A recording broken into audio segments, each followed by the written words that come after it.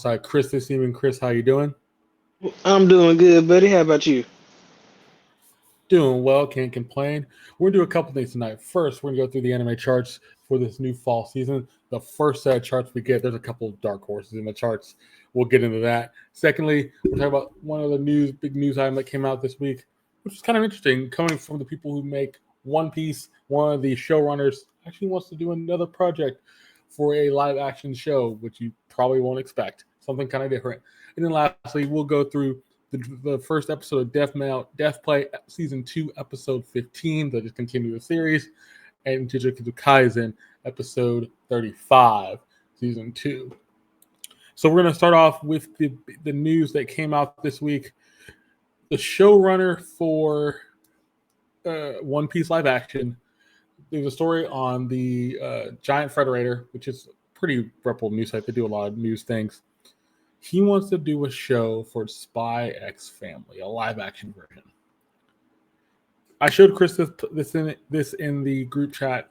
Chris, what do you think about that? Doing a Spy X Family live action show? Man, I'm neither against it nor am I for it, man. Honestly, now because honestly, the show is don't get me wrong. This is a good show. It's just a little bit too new. Like let it marinate for a little while. That's what That's what I'm thinking. that's what I thought too. Let it get into the second season. Let it get to the movie because we're getting a Spy in the Family movie in December. I think it's going to be Japan only. Then going to come to Crunchyroll a little bit later. I kind of thought this was interesting when he said this. I'm like, yeah, that's okay. But also, Netflix is kind of in that space where they're probably on a high because One Piece is doing well. They're gonna make, um, they're gonna try to remake Avatar: Last Airbender. I mean, they want to try more live action stuff. Do you think that Netflix is kind of getting too big for the britches in a sense? Like, when it comes to that, man, I just really is what is it like? One Piece was good. Like I'm excited for the season 2. I wish it was out now. But we can't overlook that Netflix also has Avatar Airbender coming out. Yes. Now, if they can repeat the same success that they had with One Piece with Avatar, The Last Airbender, then I'm pretty hopeful that there are any other live action that they decide to take on could it eventually be good. Okay. Okay. The only else you brought up Avatar, I'll also bring up they're doing Devil May Cry the anime in the near future as well. So that was also announced. So they are going to have the anime ball rolling for a bit, which not a bad thing. I think ultimately that's going to be the big thing about this. Have that anime ball rolling and just kind of get people hyped about that. Um, I will say this. I do think it's kind of can be worrisome if Netflix is going to try to do a bunch of things at once. In the past, Netflix has had shows that they've done, and all of them are not up to their quality you would expect from Netflix. So I also kind of at the same time I would say take your time, don't rush into multiple projects at once. But that's just me. Ultimately, like Chris said, I do agree it's not a good or bad thing. I think it's just wait and see. Wait and see how everything else does, and then ask for other projects. That's the only thing I can hope for with that. Yeah, but it was interesting news. I saw that story come out, and it was something surprising because I was like, oh, yeah, you don't usually do a lot of this talking that much about Right. what's the showrunner. I'm guessing the showrunner's like, we've already done this. I'm not interested in the news. So it's also like him, the person who's like, I really want to sink my teeth in something else and try my other hand at something else too. Get more experience, which is not a bad thing. Um, so let's go into the anime charts. Now, this anime chart is kind of interesting because I'll just go through it. So this is the first anime chart of the fall season for September 29th through October 6th. We have uh, Friends Beyond Journey End at number one. The Anime in the Shadows season 2 at number 2. JDK at number 3. Ring Crisis at 4. Berserk of a Glutton Shangri-La Frontier, and Shy 5, 6, and 7. I give the disgraced noble lady a rescue and crush course into naughtiness. The Demon Sword Master Excellent Academy. That's 8 and 9. And the last one, I'm in love with my villainess. With the villainess. So, Chris, I'm going to ask you, what do you think about these anime charts? I will say this: JDK being at 3, kind of figured that was going to where it's going to sit for now. I think the big shockers for me, you have Berserker with Glutton, Shangri-La, Shy, and I'm in love with my villainess. All in this top 10. They're all just kind of sleeper hits. I think that's really good to see, but this chart's going to change a bunch of people. This chart's going to change too much. But, Chris, what do you think about the charts overall? That's what I was hoping, man. So, like you said it, you hit the nail of it. Like this chart, I think it's gonna fluctuate like crazy, man. Because I mean, I know a lot of us have already seen the next episodes of a lot of our animes, and good, yeah, they like that, yeah. So, so with this, so let this be a last snapshot of the last time we see this this what am I trying to say? This chart This being incarnation of the chart? cons- Yeah. yes, we're probably never gonna see this chart being consistent during this season. No, I will bring this up. So this week we got Dead Mount Death Play, which we're gonna get into. Get up the episode. It's Dead Mount Death Play episode 15 or 13, excuse me. Get that up as we're talking. That's gonna come in here.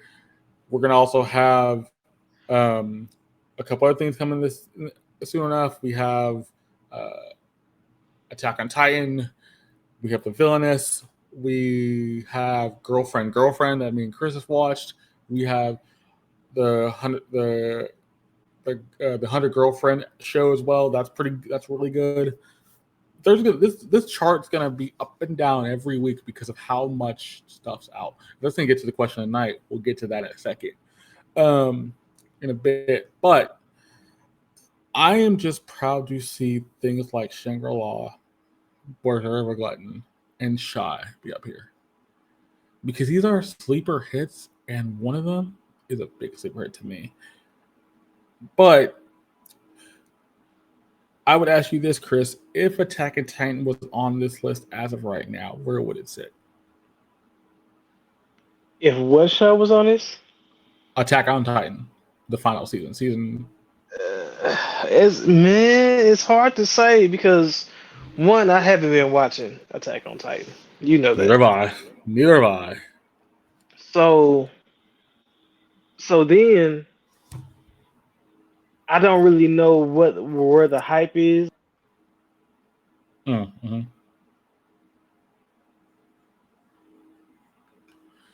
So you say you don't know where the hype is. What does like you saying that hype's not there yet, or is there something going to change with the hype?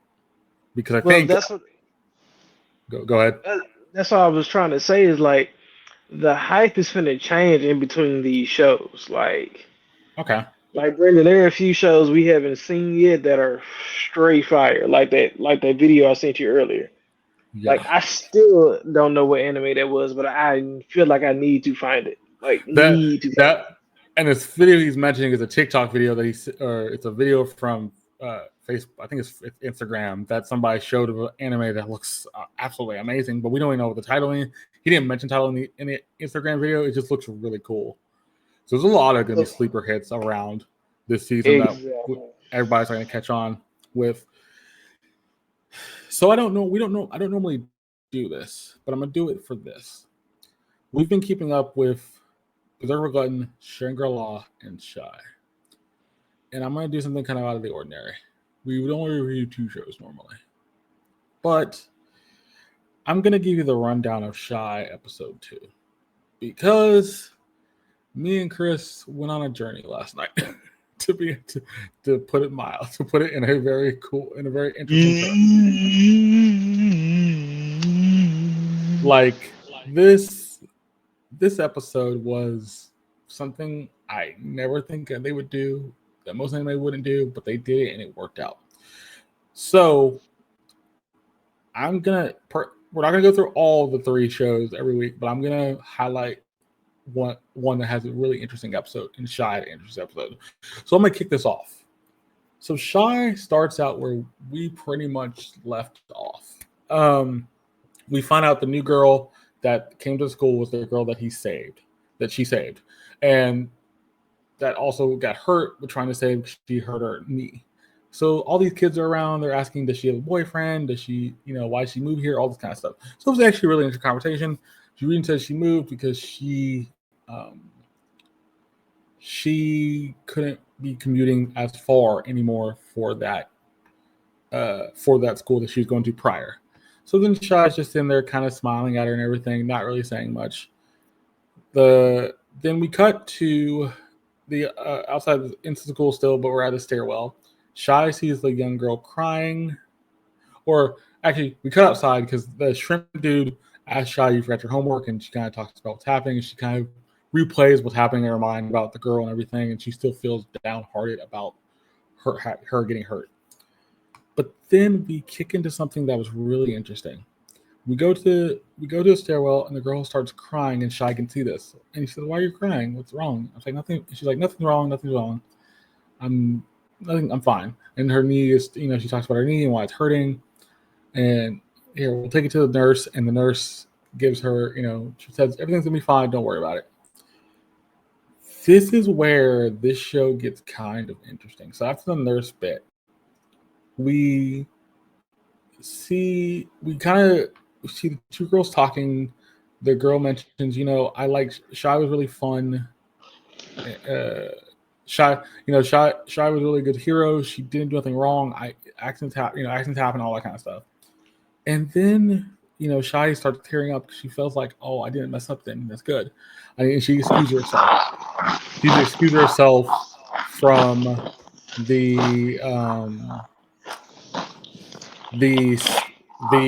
nurse's office, heads to the bathroom, takes up a bit of time for herself.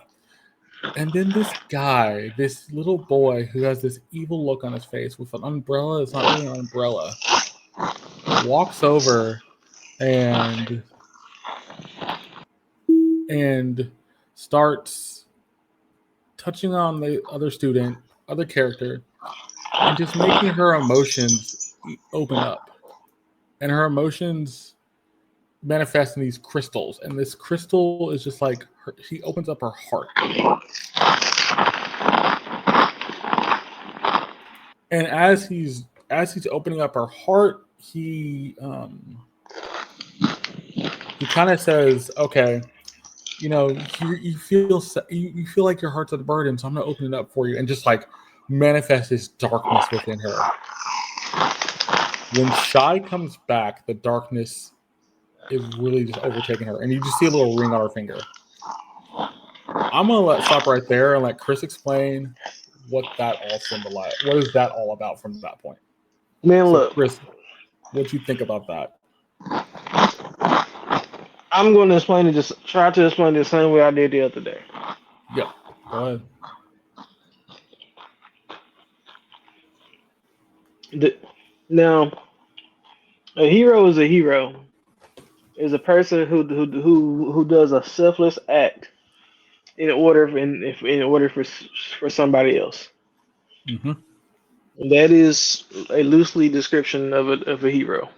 Yep. Now, a hero, that means a hero can be that means that also means that the definition and the ideal of a hero is also loosely generalized. Am I right? Correct. Okay. Now that that's established, Shy is a hero. She rescues the girl, but the girl isn't 100% rescued because she wasn't able to walk away, quote unquote, walk away. But she is alive. So is Shy a hero? Yes, she risked her own life to save somebody else.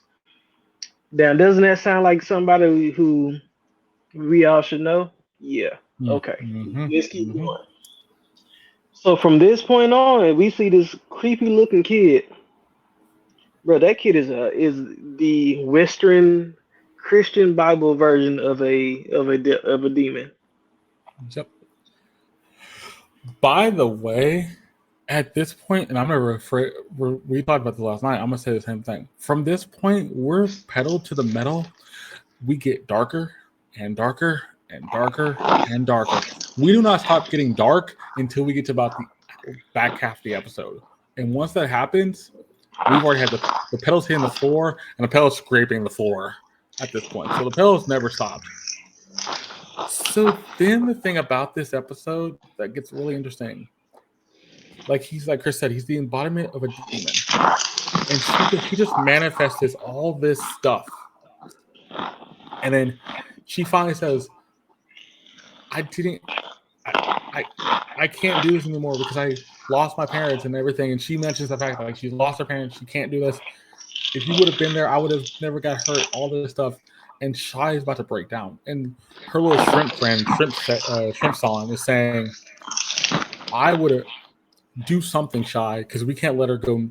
We can't let her just go madness. And Shy just stands there to listens and let her cry out. And as she's letting her cry out, the more and more she talks, the more the hatred comes out. The thing that I love about this, the little kid is still just standing there, listening to all this play out. And he hasn't left at this point. He's still nursing off with them. She's going to try to attack the little kid. Doesn't work. Doesn't work at all. And after this point, something really interesting happens where we get the understanding of what's going on with her. So we find out about her parents. We find out about everything that's going on. Then Shy finally figures out, okay, I just need to let her do her thing, and I'm going to stand here and take it all. Then the shrimp thing says, she tells Shrimp thing, open a portal. They open a portal and go outside. We cut to Shy talking to her grandpa. This scene is where this all connects. Her grandpa pretty much says to her, nobody can live alone. And we all live to connect with others. At the same time, he's like, God made us for that purpose. When he say that, this whole episode changes, because then she's like, he's like, you have a kind heart, Shy. Do what you need to do, and remember what I mentioned. And at the same time as this flashback's happening, you're at a funeral. This was insane. Chris, what do you think about this? Man, look, I had to finish chewing my snacks. No worries. Because I'm about to preach for a hot second. No worries. Look, man, that thing I mentioned earlier, I said he was a whole demon. Yeah. Right. Yeah. And the reason I feel comfortable saying that is because of the psychological aspects that they put around his character and his aura and the way he approached his approach. Like people who study their faith and their religion, it's like that's how those entities come upon you. You have to be weak-minded enough for them to allow themselves to overtake you in such a way, and that's exactly what he did to her. He went ahead and took her own insecurities and amplified them, causing her to lash out. Now, isn't that psychological, and isn't that basic humans? Yep. Isn't that what we do? Yep. I mean, of course, they're going to animate it in an anime, and it was great, but usually when people suffer those type of psychological traumas, don't they usually try to put on a quote unquote shell around them? Shell, mask. I've heard of being a couple things, but yes. Right. So isn't that the same representation that they put on her, or the crystal they put around her? Crystal around her. Yep. It's the same thing. Am I right? And then just like you said, they get deeper and darker and darker, and it's like, man. I mean, they went as far as talking about her parents, and then her parents died in the fire. It's like, Jesus, woman, like, has anything happened good into you? And then, like you say, they went through the portal and everything, and and then then Shy is like looking at her, and they, they kind of going back and forth. Shy is realizing, like, wait a minute, she's telling me everything that's wrong. Like, can't y'all hear this? Like, she's saying how to fix her, Yep. bro. Because Let me look. it's fun. It's funny because the shrimp's like, just finish, just do what you need to do. Don't wait. But she Right. waited. That was the weird part. Right, right. But here we go back to the psychological point. Many of us, when we get to that psychological breaking point, a lot of times we don't hear ourselves. We're too drowned out. Mm-hmm. That's why we need somebody to who knows us and knows what to listen for, just like Shy did. Because when people are in their most angry and their emotional outrage states, if you really listen to them, they are telling you what's wrong. Correct. It's up for you to comprehend it. Do you Yep. understand what they're telling you? And Correct. Shy did just that. She realized that she had to stand there and take it because this girl is hurting. She needs somebody to listen to, even if she's lashing out. And I love the parallel because the parallel is here. Once we see them go in the courtyard, the teleport to the courtyard, and we see the flashback with her grandpa, he basically tells her, we are meant to live with each other. We're meant to live with people. We're supposed to connect with people. That's what, and he says specifically, he goes, that's what he goes. God made us for that. And I'm And like, bro, and Randy, that's you were with me last night when I started going down different scriptures that said just that. the same One thing. by one. They are listed right there in the New King James Bible. It is right there. And the thing is, that's a deliberate line because that wouldn't be a line you just put in there for no reason. There's a purpose in that line. And then the next thing he says after that to her, he goes, "Oh, also you are kind. You know what? You have a kind heart. You understand what you need to do. Remember what I told you. Remember what I mentioned to you." And she thinks back, and then the next thing we see, they're in the courtyard still. The other girl is covered in crystals, just screaming her heart out to Shy. And Shy tries to get close as possible. And literally every time she gets close, the other girl just swipes at her. At one point, this gets so dark because I don't know why they could have stopped there. They could have stopped there. You've already gone dark enough. They get so dark to the point where the other girl is just beating up Shy back and forth with shots with her hand, with the crystal hand. And Like, Shy honestly, takes. bro. Go ahead. Like you were saying, like, and Shy, she just takes the beating. But I mean, but bro, you ever been to like an argument with somebody you love, and then you realize, like, wait a minute, she's not really talking about the argument. She's talking about something completely different. Correct. Like, that was one of those moments you had to be there to catch. Correct. So Shy's like, she just needs a person for her to listen, and Shy just takes this beating for a good like minute. She takes the beating, and then the shrimp says, "I figured out what's going on. It's the little ring on her finger. We need to get that off her." Mm-hmm.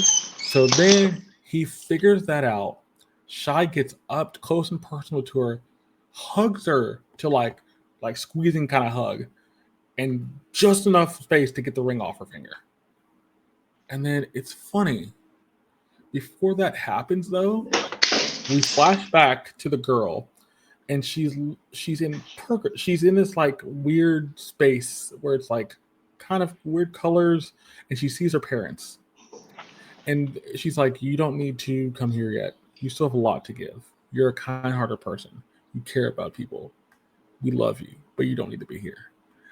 Literally, the parallel. She was on the brink of her breaking point, which is Like, bro, insane. Go this ahead. whole anime is like I said it last night. This anime was better than some pastor sermons out there. Did say that, which is still a Hard thing to say, but I can see where you're coming from. Ultimately, Like, like those of us out here in the world that's been through some shady churches, or you get that pastor that's saying cliches that's not really in the Bible. uh-huh. Yeah, it was better than all those preachers, and you can tell them I said it. Yeah. Here's the thing that this gets at. So then they tell her, "You don't need to be here anymore. You're not. You're not. You don't need to be here. You still have a lot left to do." As that's happening, she's shy. Take the ring off her finger, and she gets back to normal. And at the end of this, you just see her crying to Shy Arm and said, "I'm sorry. I'm sorry. I didn't mean to do this. I'm so sorry." And she's remorseful. She's actually legit remorseful. And Shy doesn't say anything back. She just hugs her and just looks at her and like, "No worries. You have done. You did nothing wrong." And the interesting part about this, so we don't get like the sweet resolution of this episode. We get kind of a dark little imagery. We see the young kid that attacked the girl at first. He's in a tree watching all this play out, and he said, "Shy, huh?" And then just poofs away, leaving the girl and Shy just sitting in the courtyard hugging. What did you think about this ending, Chris? Because I think this episode did some crazy things that most anime wouldn't normally do. If you ask me, Shy is taking on the name, or she's taking on the burden of one of our, or who should be one of our most closest friends. Well, I'll say it that way. Mm, mm, yeah. But those of us who know that story know that story is not a very easy road to take at all. No, it's not. So with that being said, I don't know what to expect from this season's anime. And I'm going to bring something up you brought up to me last night while we were watching this. By the way, you forget, we also get, you get the parallel when they go to space, and Chris mentioned it. We've seen a demon. Mm-hmm. What did we see in space? This deity that is kind of like an overseer of all the heroes, but also overseer of the universe. Yeah. Who looks like an What is angel. that? Yeah. Like Like I don't know if they're doing it on purpose or an accident, or they just telling a good story. But this was not. yeah. This was something I think I would say go out of your way to watch Shy. Just because I think they're telling a superhero story in a different way. How are they telling this story? They're not using the superheroes and their powers. They're using the Shy, who's actually shy, not a very good person. We've mentioned that. But they're also using people's emotions and their insecurities and everything else on top of that. That's the big thing that this show is kind of getting at. And that's going to be the overarching story for this show. I will say this. Chris, if you had to rate this episode, what would you give it?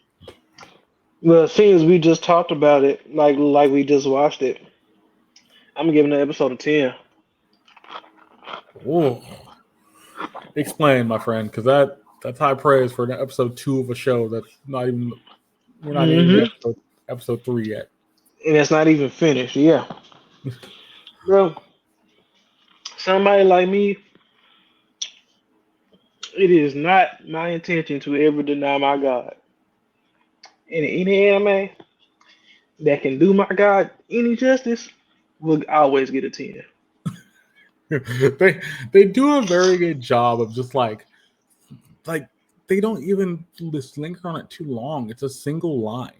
And yet that single line ties in a bunch of other stuff that we've seen from the previous episode to now. Like, that's insane to me. If I had to give this a rating, I can't disagree. I think it's a 10. I think it's ultimately 10. It does the story well enough. I'm looking forward to episode 3. Episode 3 is crazy, and we've already seen a lot more. I will Well, book a flight to Japan to meet everybody. you said that too, by the way, when we talked about it Mhm. yesterday.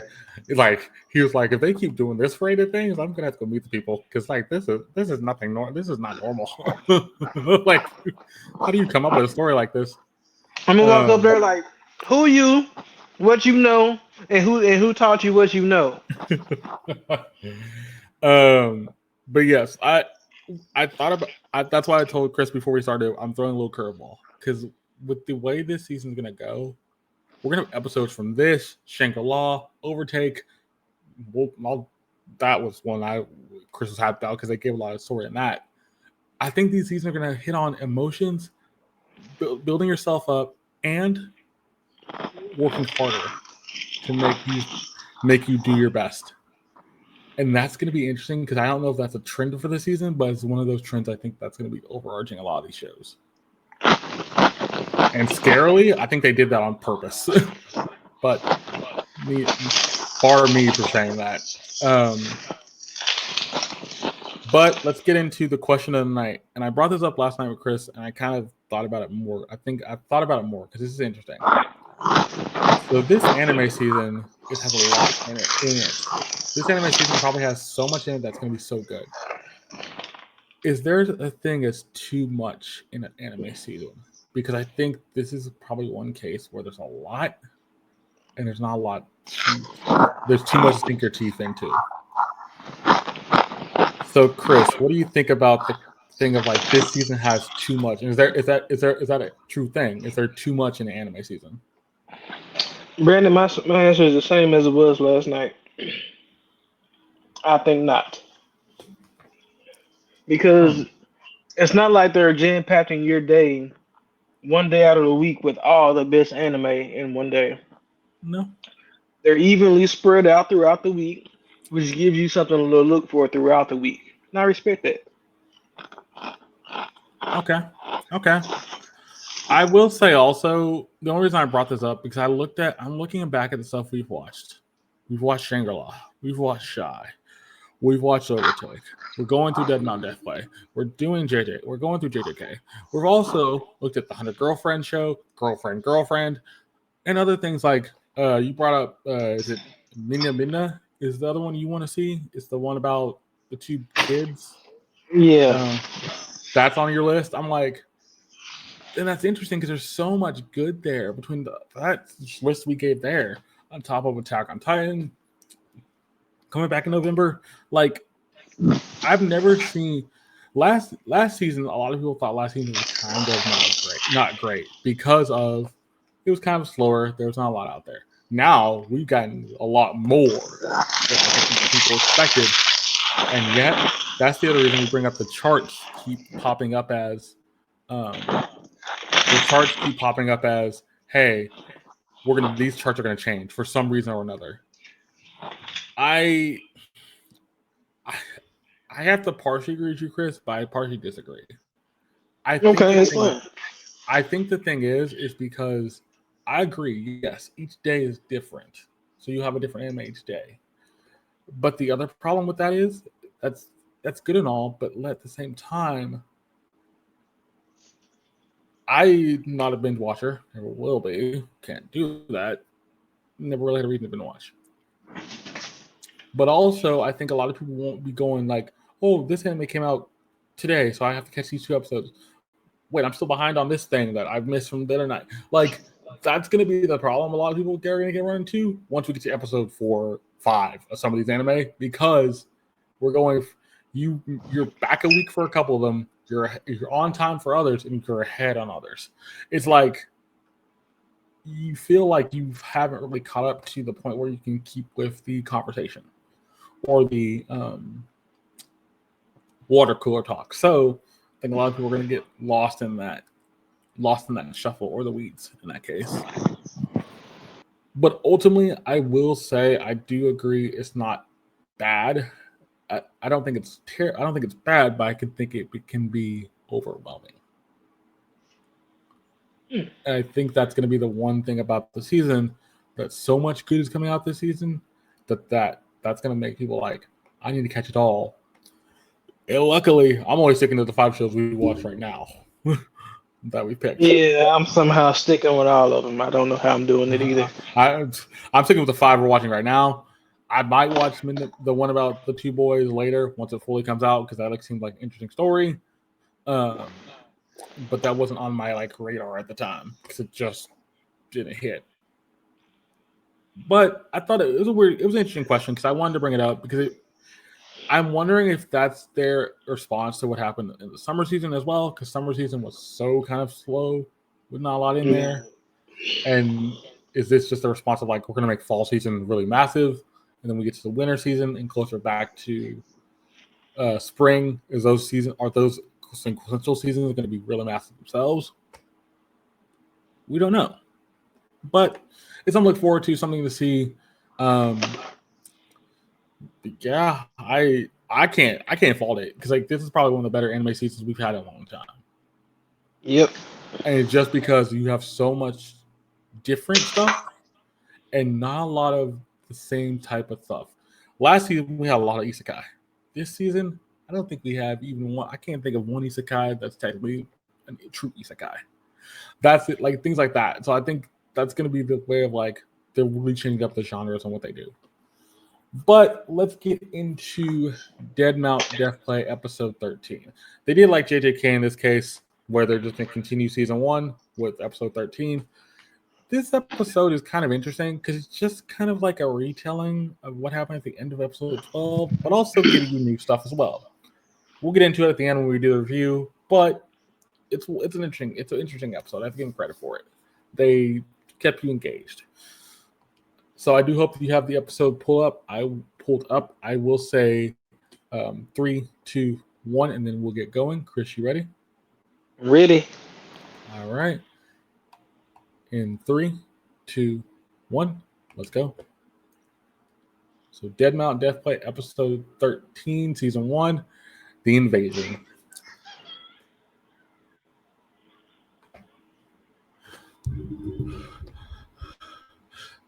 They are saying she is a cosplayer. She is like a streamer, right? They do say Yeah. okay. It's also interesting, and she cosplays. It's interesting that she's wearing that out in public. Yeah, well, people who've seen people cosplay know that that's still pretty mild It is compared to mild. what could be out there.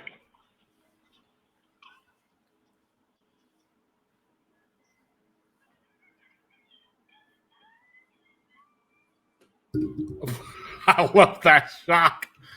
In his face, he's like, "Oh wait, that's our building. Oh, It's that's like, not wait a minute, good." that yeah, maybe I should tell them to get the film from down there. Yeah. Yeah, get going, get moving, get out of here. I do love this techno opening.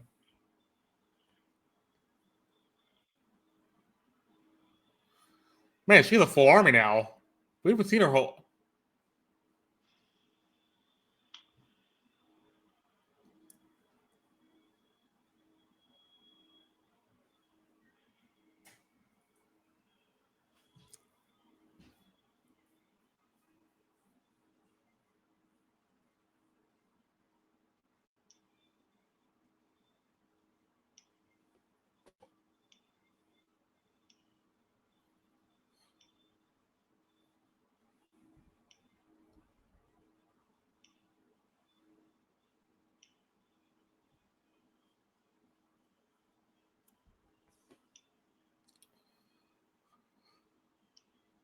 I love how the first season it was a more darker opening. This is like a more lighthearted opening, and it's a lot faster cuts as well.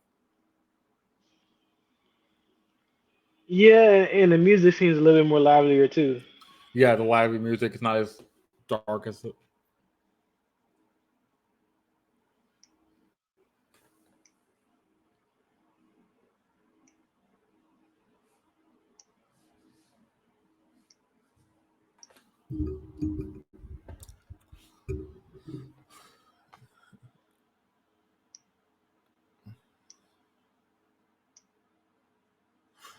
Wait. I think it's funny. This building's owned by her, and then they cut to Carice. He didn't say Clarice, which is kind of funny, but I'm like, he knew who it was already. I thought that's an interesting way to do that. Yeah, I didn't catch that the first time. So he says her, and then they just cut to Clarice, and Clarice owns the building. But it's like, wait, why you just say Clarice instead of saying her, knowing it was? But it's like a show don't tell kind of thing. Yeah.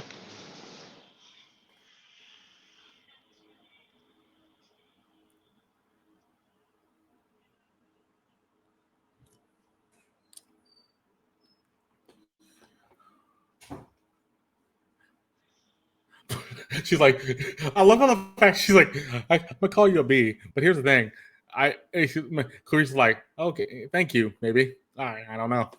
It's kind of funny. Yeah, it's like, yeah. Like what?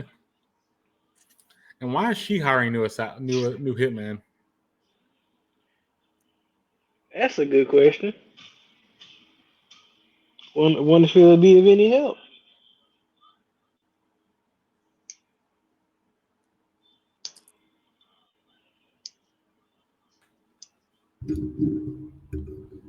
Yeah, everybody saw that from the last episode when the hands were in the air.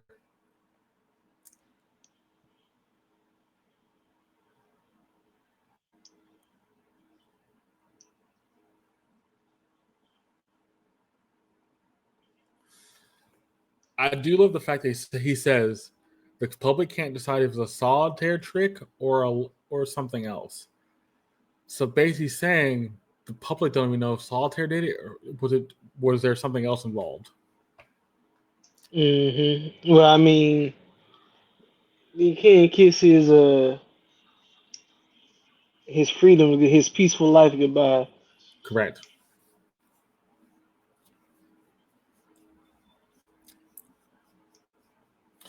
I do think the cops are kind of dumb here, but I'll explain why in a second. Because I think they should have known this is where Pokey lives. Well, they do because they interviewed him there. Yeah, but I think they would have jumped to. I would thought they would jump to conclusions that that's where Pokey lives. It might have been him.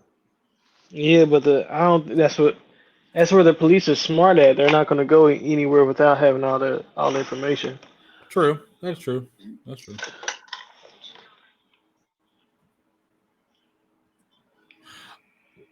Oh wait, that's the imposter of the uh, fire safety clan. The girl and the dad that faked being a father and dad. Oh, okay, okay. That's showing that happened when that happened.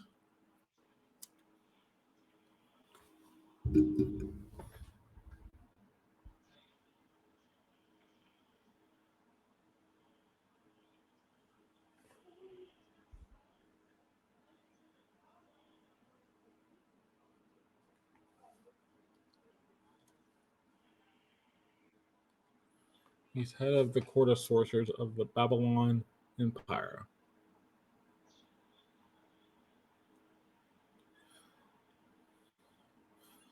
Babylon Empire. So that's AD. We're talking early. This is another one of those animes that's trying to somewhat link religion to the real world. I was like, Yeah, because we're talking Babylon Empire. We're talking AD. So we're talking, or not and AD. as and we're already seeing sigils cross dimensions. So Correct.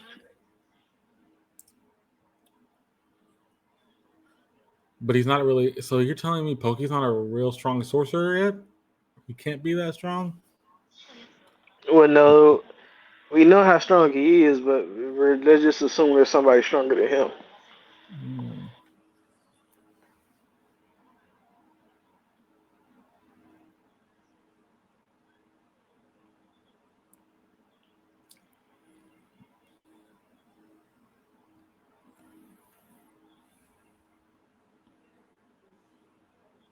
Or equal worth. I can't assign value to them. Was a kind person.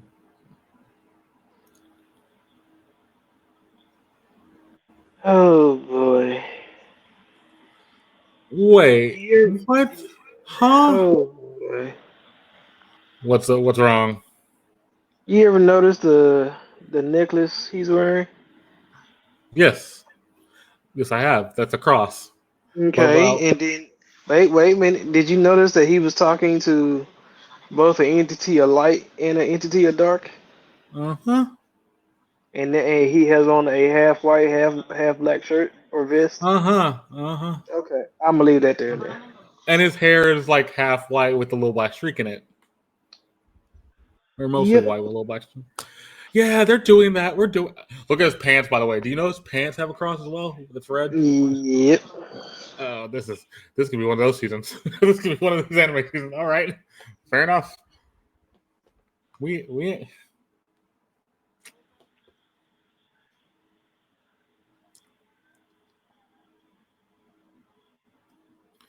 So he is supposed to be a dark sorcerer, basically, Basically. but yet he defied that and became good. Well, it's not that he defied that he chose. It was he's a good person that just does dark magic.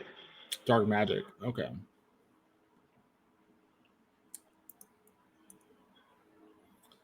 I'll be there. Even so,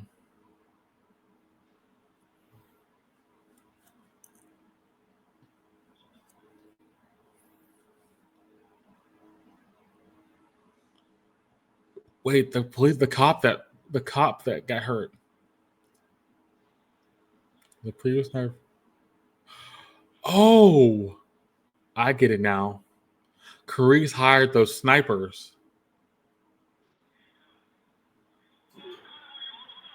The snipers that were trying to snipe Solitaire. Mm-hmm.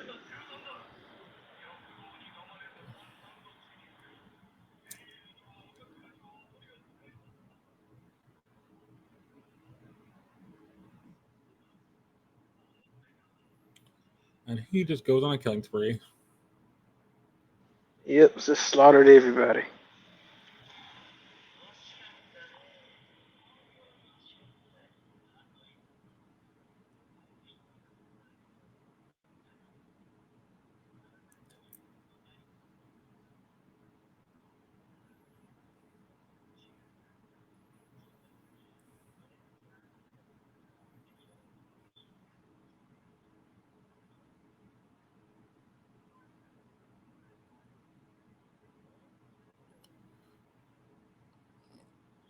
I wonder if this is his true form or no.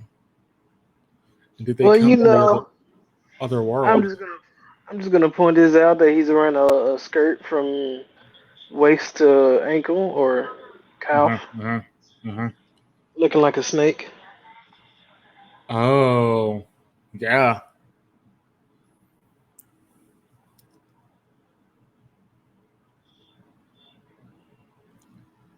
Okay, don't do the hand motion. No, but that's like a snake. Like I get it. I get what you're trying to do there.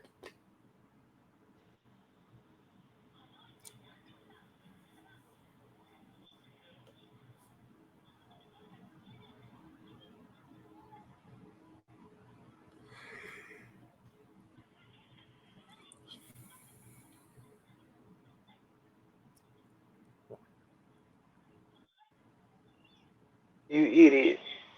I love the fact you thought that. Oh, come on now, really? The last season you did so bad at the end of it because you were like thinking Pokey was to blame, and yet you work for the boss that knows everything. Right? Like, aren't you supposed to be the one that gathers intelligence too? And here you are being, man, say. He was being nosy. He was being a lot nosier than normal.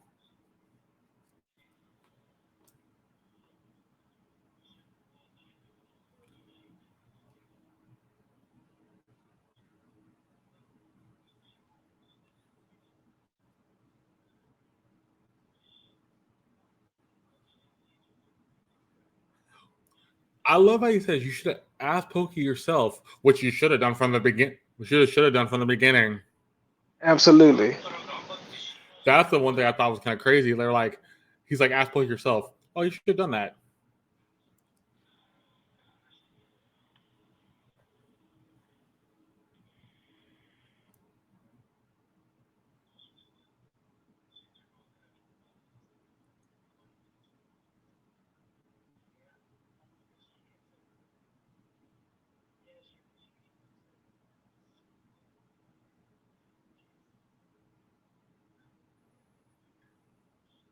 Now who was he? Oh, see, Uh-oh.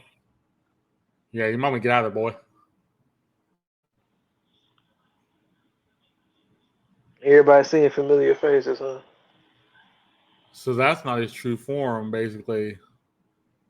Mm-mm.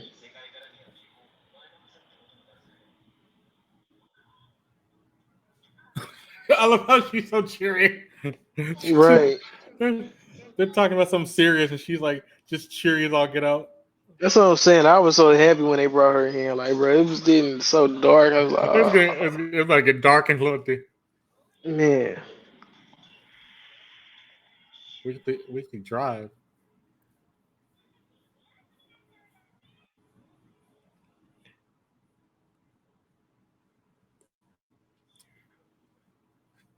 And this is where the episode changes.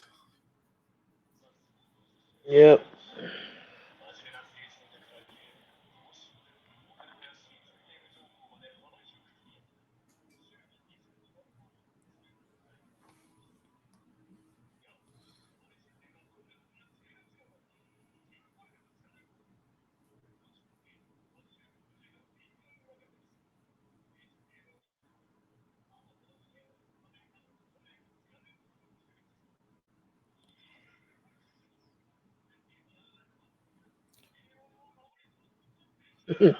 The media's sudden onslaught, and it's just her.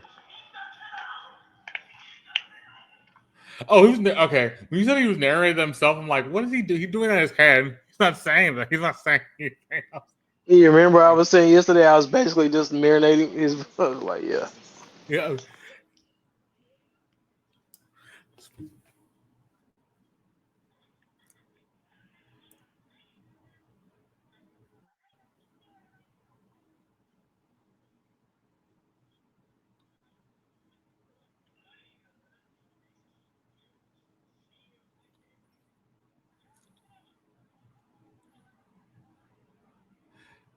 Yeah, I don't believe that. You wouldn't do that for an interview. I do love how Tech Dude's the first one that don't believe it. Yeah, but most technical guys are gonna believe in what's in hard code facts and evidence.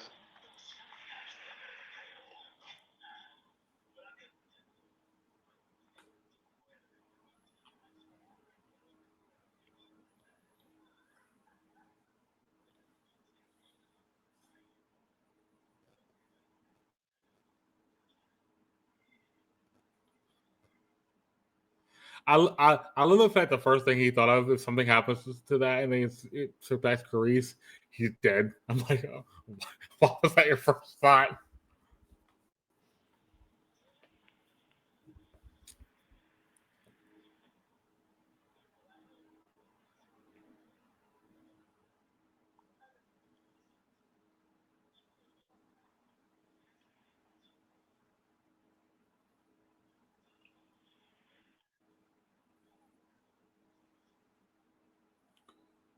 She wants to learn about more about the criminal underworld.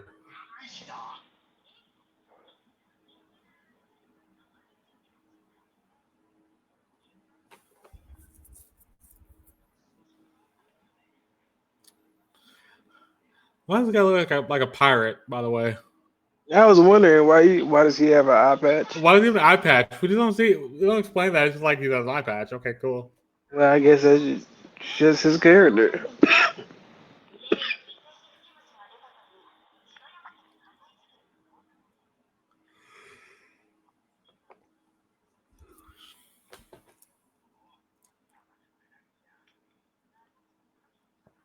That's not much to go on. What do you expect? People have gone on less. Hey, so that's what happened at Watergate. Yeah, actually, you're right about that. I love he's like, you've only been here 3 years. Right. Like, what?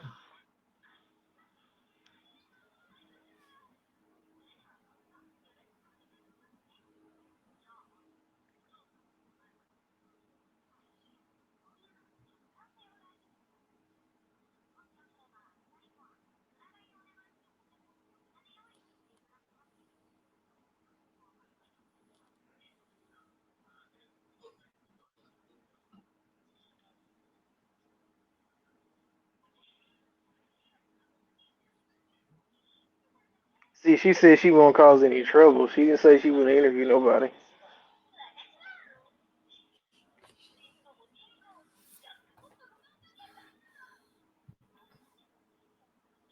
How would she know solitary visit here? Nobody else Mm. knows that. Nobody else knows that right now. So I'm saying, man, she know everything. She's figured out some things. I don't know if she's watched this from the beginning. We find that out.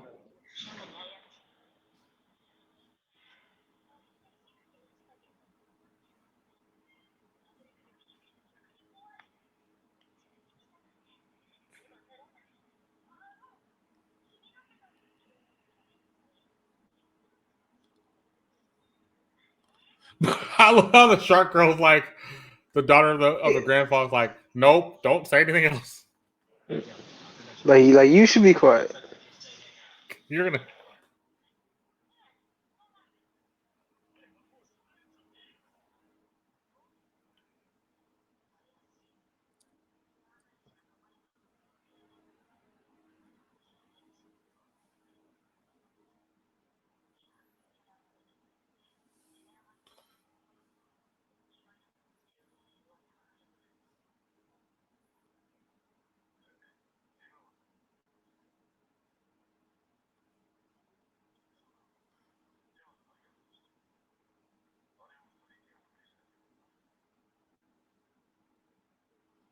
Wait, so he believes it's one of Solidar's tricks. So he's not gonna Yeah, but tell.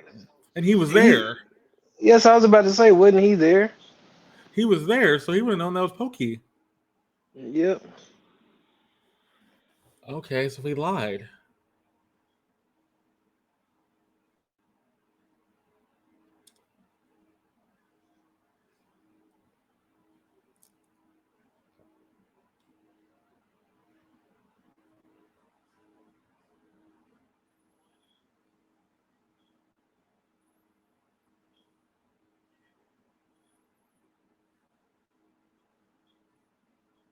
Oh, so he says he wants to go after Solitaire because he knows about Pokey.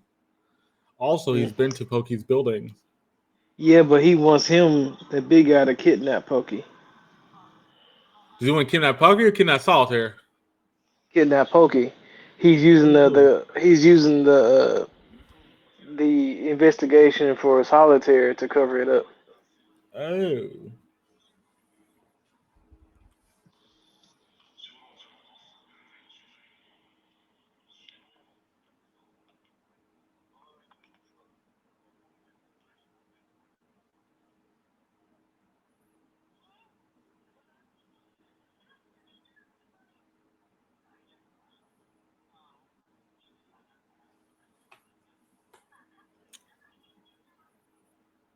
Things are telling me.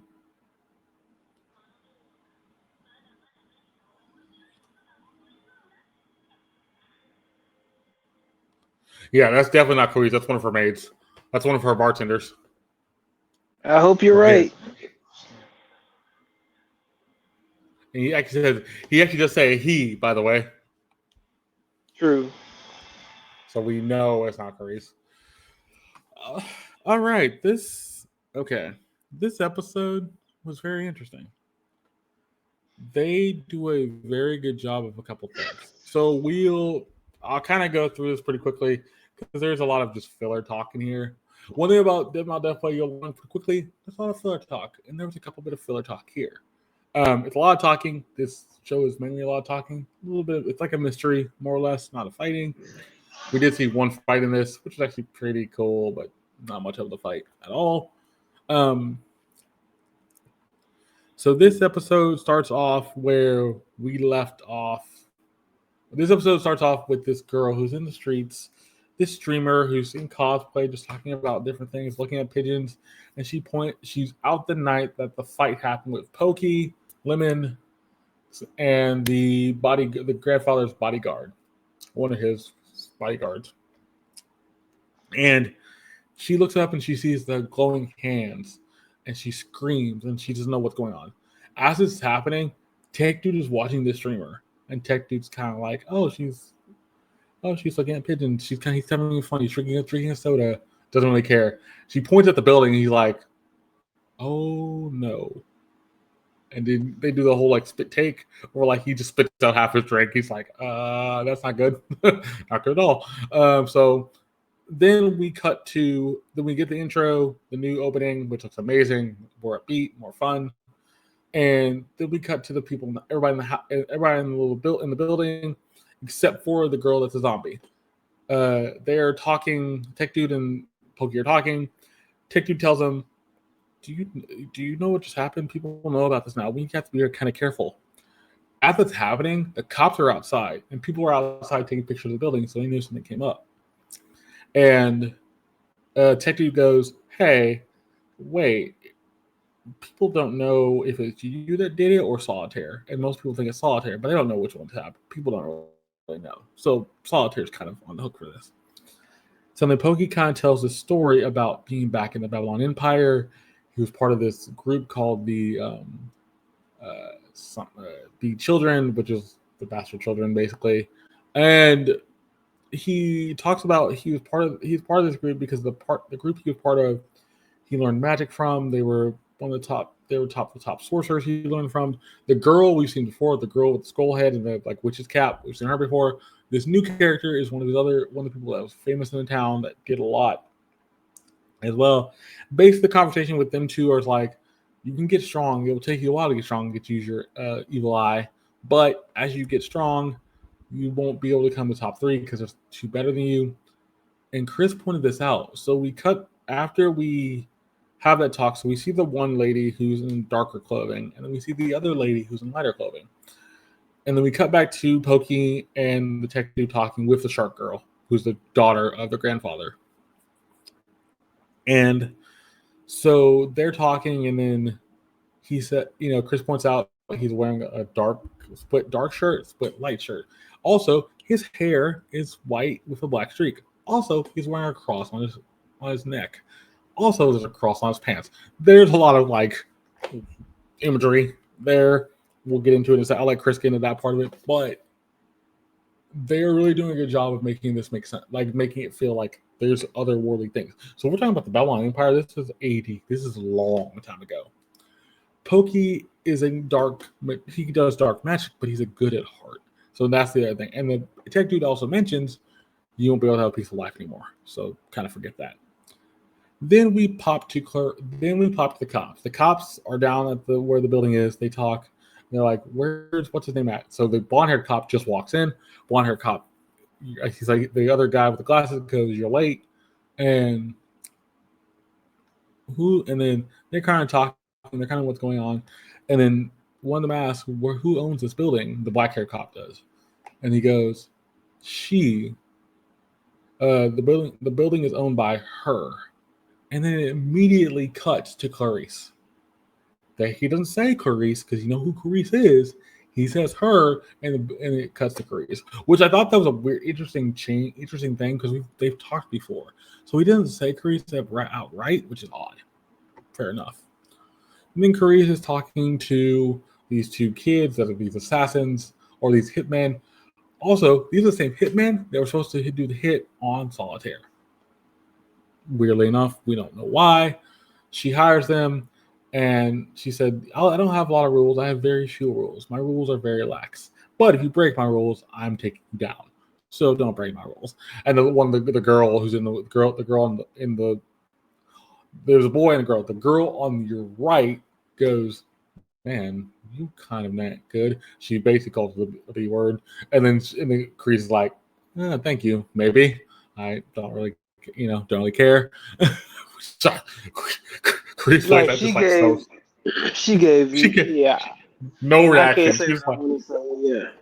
Yeah. She gave no reaction. She was just like, I've heard that. It's like I've heard that before, so I'm not surprised. I'm like, okay, you must have then. Then we cut to.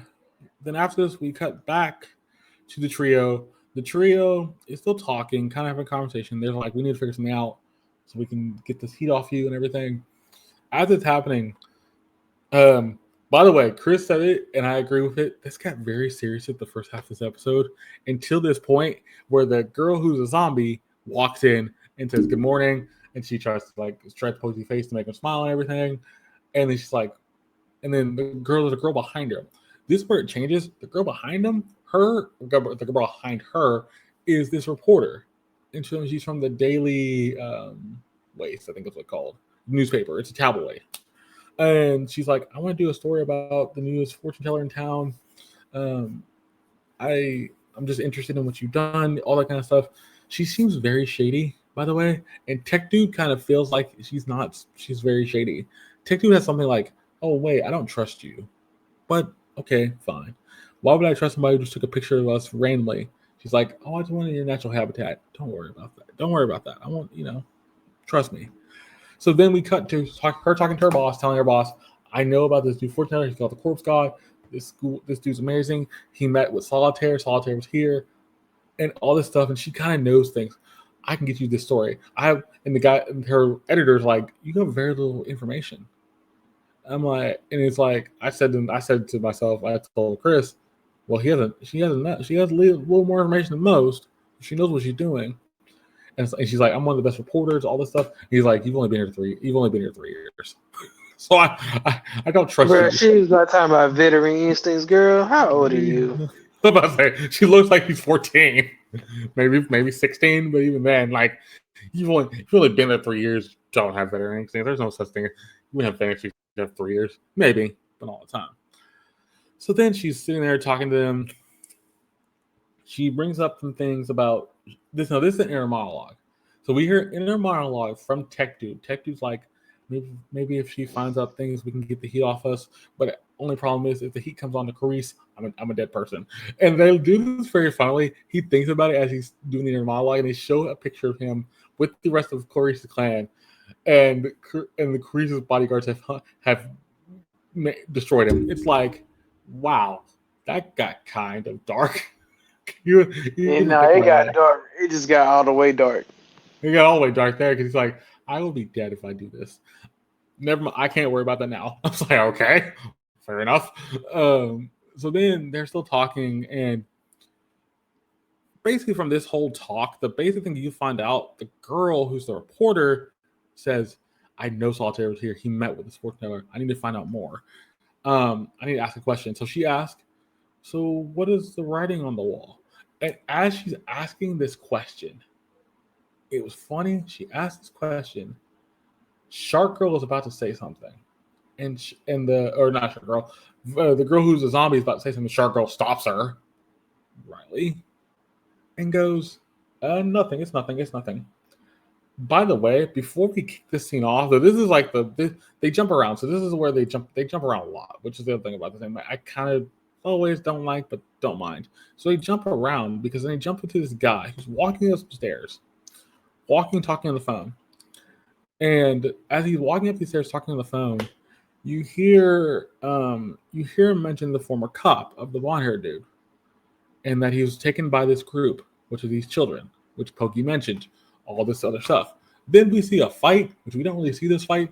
It's a fight of, oh, by the way, this fight's this dude who's wearing a long skirt, who acts like a snake, but has this demeanor of just like towering over people. The way he moves, his spirit moves like a snake. It was really cool.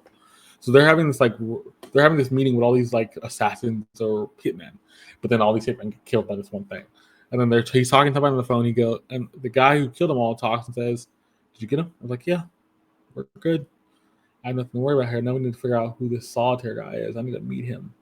So everybody's looking for Solitaire, by the way. Everybody's looking for Solitaire. I don't know where he is. We haven't seen anything of him. The only thing we kind of can tell is that he is still around. We don't have any hunch where.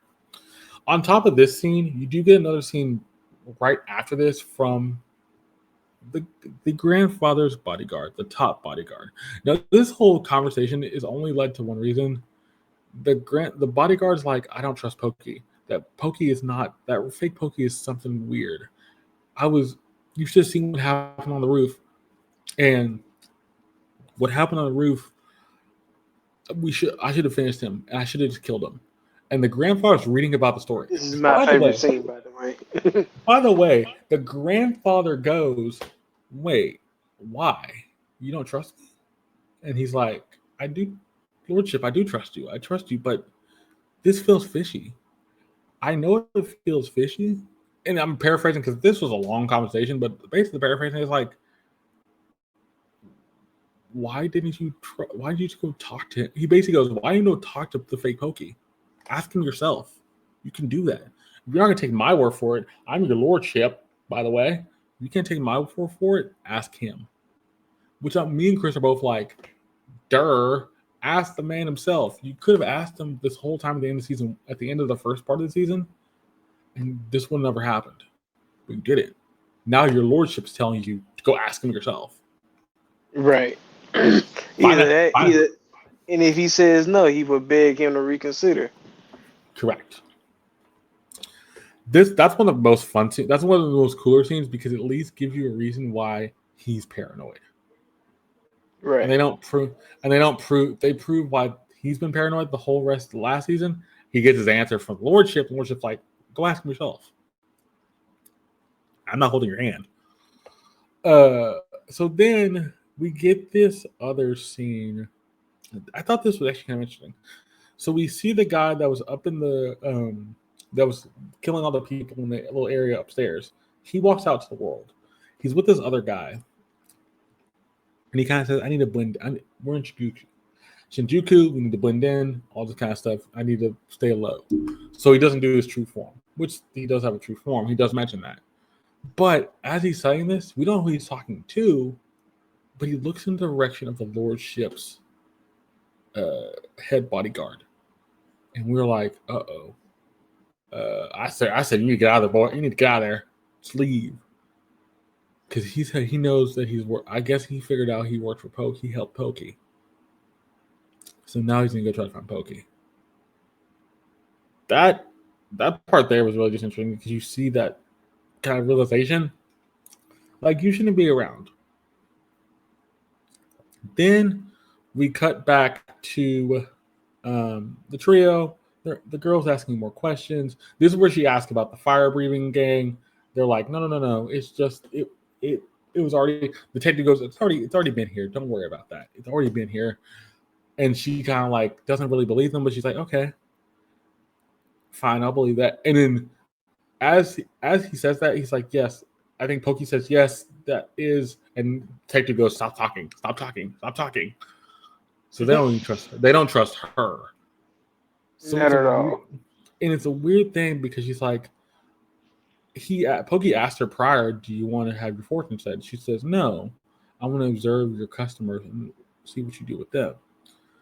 You're not gonna interview them, are you? Like, no. You won't. It's for their privacy. He's like, no, I won't interview him. She said, you want to know I'm here. I'm not gonna make him fuss. Which basically means she's gonna make a fuss. Something's gonna happen. Yep. So we already know something's gonna happen. We already know something's gonna come down on this. Yeah. Then the last couple scenes of this episode are kind of odd because the first scene we get is, and they're back to back in this case. So in this case, they're not back to back. So the one scene I do in a different order, we cut to the son of the grandfather, and he's talking to Lemmings. Lemmings is not saying anything. By the way, we haven't heard Lemmings speak in this show at all. All we know is when he bows, head motions. Okay, so. And the boss guy is like, I'm glad you're safe. I'm glad you're not hurt. So what happened? And he kind of talks and he kind of says, oh, it was solitaire. Solitaire? And I'm like, why'd you say solitaire? He doesn't mention the fact that Pokey and the bodyguard was there. The grandfather's bodyguard. He kind of tells a lie. But on the top of this, he's like, don't worry. Get some rest. I thank you for your information. And he leaves. Flips a switch. The son goes. He tells one of his bodyguards, I need you to go find Pokey. We'll use the solitaire angle as a way to get to Pokey. Bring Pokey alive to me, please. And I'm like, okay. Then he tells the girl, who's still playing on the little video game thing, which is really kind of cute. I love the fact that they left that in. She did that last season when they were talking, and she does it here. And he goes, I need you to find information on this thing that's going on with solitaire. I want to make sure I cover my bases. And then we cut. So after the Poke little talk with everybody, we cut to the police chief of the area. He goes, "That son is sus. Uh, what's he up? What's he up to? We need to move all our forces." And I'm like, okay. And then the last thing of this episode is the most creepy thing we get is where we see the young kid. We see the guy that was attacking all the men in the building attack a butler. He says a bartender. It's a he. He looks at the card. It's the bar where Curry's works or is the head of. He's gonna head there next, and then that's how the episode ends. Chris, what do you think about this episode? It started off a little slow and it didn't really pick up too much, but it did give a lot of mystery. Yes, it did. So, and then for that to be the first episode of the season, it's like, okay. Do you think the slowness is to reintroduce all the characters, and do you think the slowness is also to introduce the new characters, like the reporter, like the guy from Yes. Pokey's past that we know about, like the Yes. fact they're retelling the stories of the missing cop, fire breathing, the fire breathing clan, and you're also retying back in the police chief as well, and Curious, basically. Exactly. Um, I also will say this: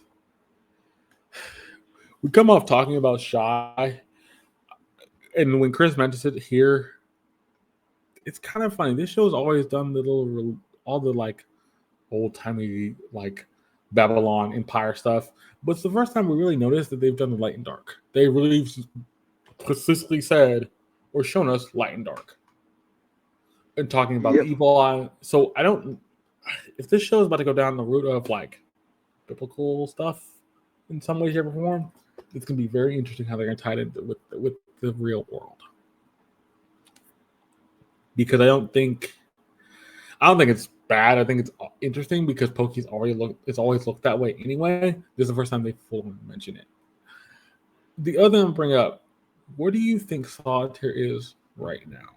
In because where we see him last, we see him leave the building of where the fight took place, and he's just gone. We don't hear nothing from him. We don't see him. Do you think he just disappeared for a bit to let the heat die down, or is it just something else that's happening? Or is he trying to find more information? I think he's keeping low while still looking for more information. Okay. Because he was there to witness the supernatural, which is one of the things that he had been wanting to see. So now he's probably going to be looking for information. Okay. Okay. I wonder what that information is going to be because he has information on Pokey. He knows about the fortune teller. He did the whole disguise thing for that. Well, he only knows a little bit though. Yeah, he does a little bit. You're right. I'm going to be more interested in what they're going to do about the fact that we see one of Cruz's bartenders get killed. Because now that means he's going after Carice, which now that also means that guy is going to try to find Pokey through that. Is that why Carice hired the bodyguard, the hitman, or did she already know something else? She hired the hitman just to have more security, but not knowing somebody was coming after her? Well, I know she hired the hitman for to kill the little bodyguard dude, but at the same time, the other assassin came and looked like wiped out whatever crew she had. Yeah, So yeah. as you really can't say for sure. I'm gonna be interested. I hate to. I'm gonna say this with all respect to the kid. I feel bad for the kid because he's digging in a place where you shouldn't be digging. At the same time, you also have a lot of stuff coming to you because the guy that killed all those bodyguards is coming after you, and now Carice is gonna come after you. You ain't gonna be in a good place. He already not in a good place. Pokey's not the real Pokey. So I think you need to go ask, like the grandfather said, go ask him about that before you Like, totally brother, approve him? like you asking the wrong questions. You on the wrong mission. I, I hate to ask the question because I think I already know your answer to this. Who's your favorite character so far after seeing this The first episode? the grandpa. Yep, that's what I thought you were gonna say. Yep, Yep. the grandfather because he's no nonsense. He doesn't care. Thank you. Cut straight to the chase. He's like, I don't care. Just do what I said, and or if you can't do it, ask the person. I Well, love I'm that gonna do about it him. for you. Yeah, I'm gonna do it for you. I will say, my other favorite character in this is Carice because the line that assassin gives to her, the hit girl gives to her about you don't seem very nice, and Carice just like no sells it. She's like, thank you, maybe, but I don't care. Like Carice is basically like cool, calm, and collected, but also she don't care because she's all this money and power, and she she could do whatever she wanted, so it doesn't really matter. That's the other thing you're learning about these groups now. You have police who have a lot of power. You have Carice who has a lot of power. You have the grandfather who has a lot of power, who's the head of a family. You also have the son who has a couple of bodyguards himself and assassins that he can use to his power. Plus, you also have the fire brigade. This is gonna be an all out, just like everybody trying to find out the angle on everybody. And ultimately, it's gonna be fun either way. I will say this show was very talk heavy. So if you don't like a lot of talking, this show is gonna be hard to get into for most people. But if you can get through the talking and get through the few fights they show us, I think it's gonna be ultimately really fun because it gives you the certain times they do a lot of talking, is where there's a lot of information dumps. When there's little, like the talking is really little, not a lot of information dumps. I will ask you this, Chris. Did you mind the fact they jumped around a lot? Because they do jump a lot around in this episode a lot, but I mean, they also linger on the trio a lot as well. The trio gets the most time. the trio should get the most time. They're the main characters, and although they do jump around a lot, they do kind of lead into them a little bit. So, especially a lot Mm, more than they did last season. okay, okay, okay. Um, I'm still intrigued with the show. I think it's going to be a wild ride. I do think I like the fact they did pick up where this last season left off. They answered those questions from the last episode from the end of this last season. So we get all of that. My question to you: what would you rate this episode? And before you give that rating, I will say get up JJK episode 35 and get that rating so we can get into that right after. But Chris, go ahead. So for me, this episode moved really slow. And I Okay. mean, even for the first episode, it gave a lot of information. I'll give it that, but it was still incredibly slow. So therefore, I'm going to give this episode a 6.4. Oh.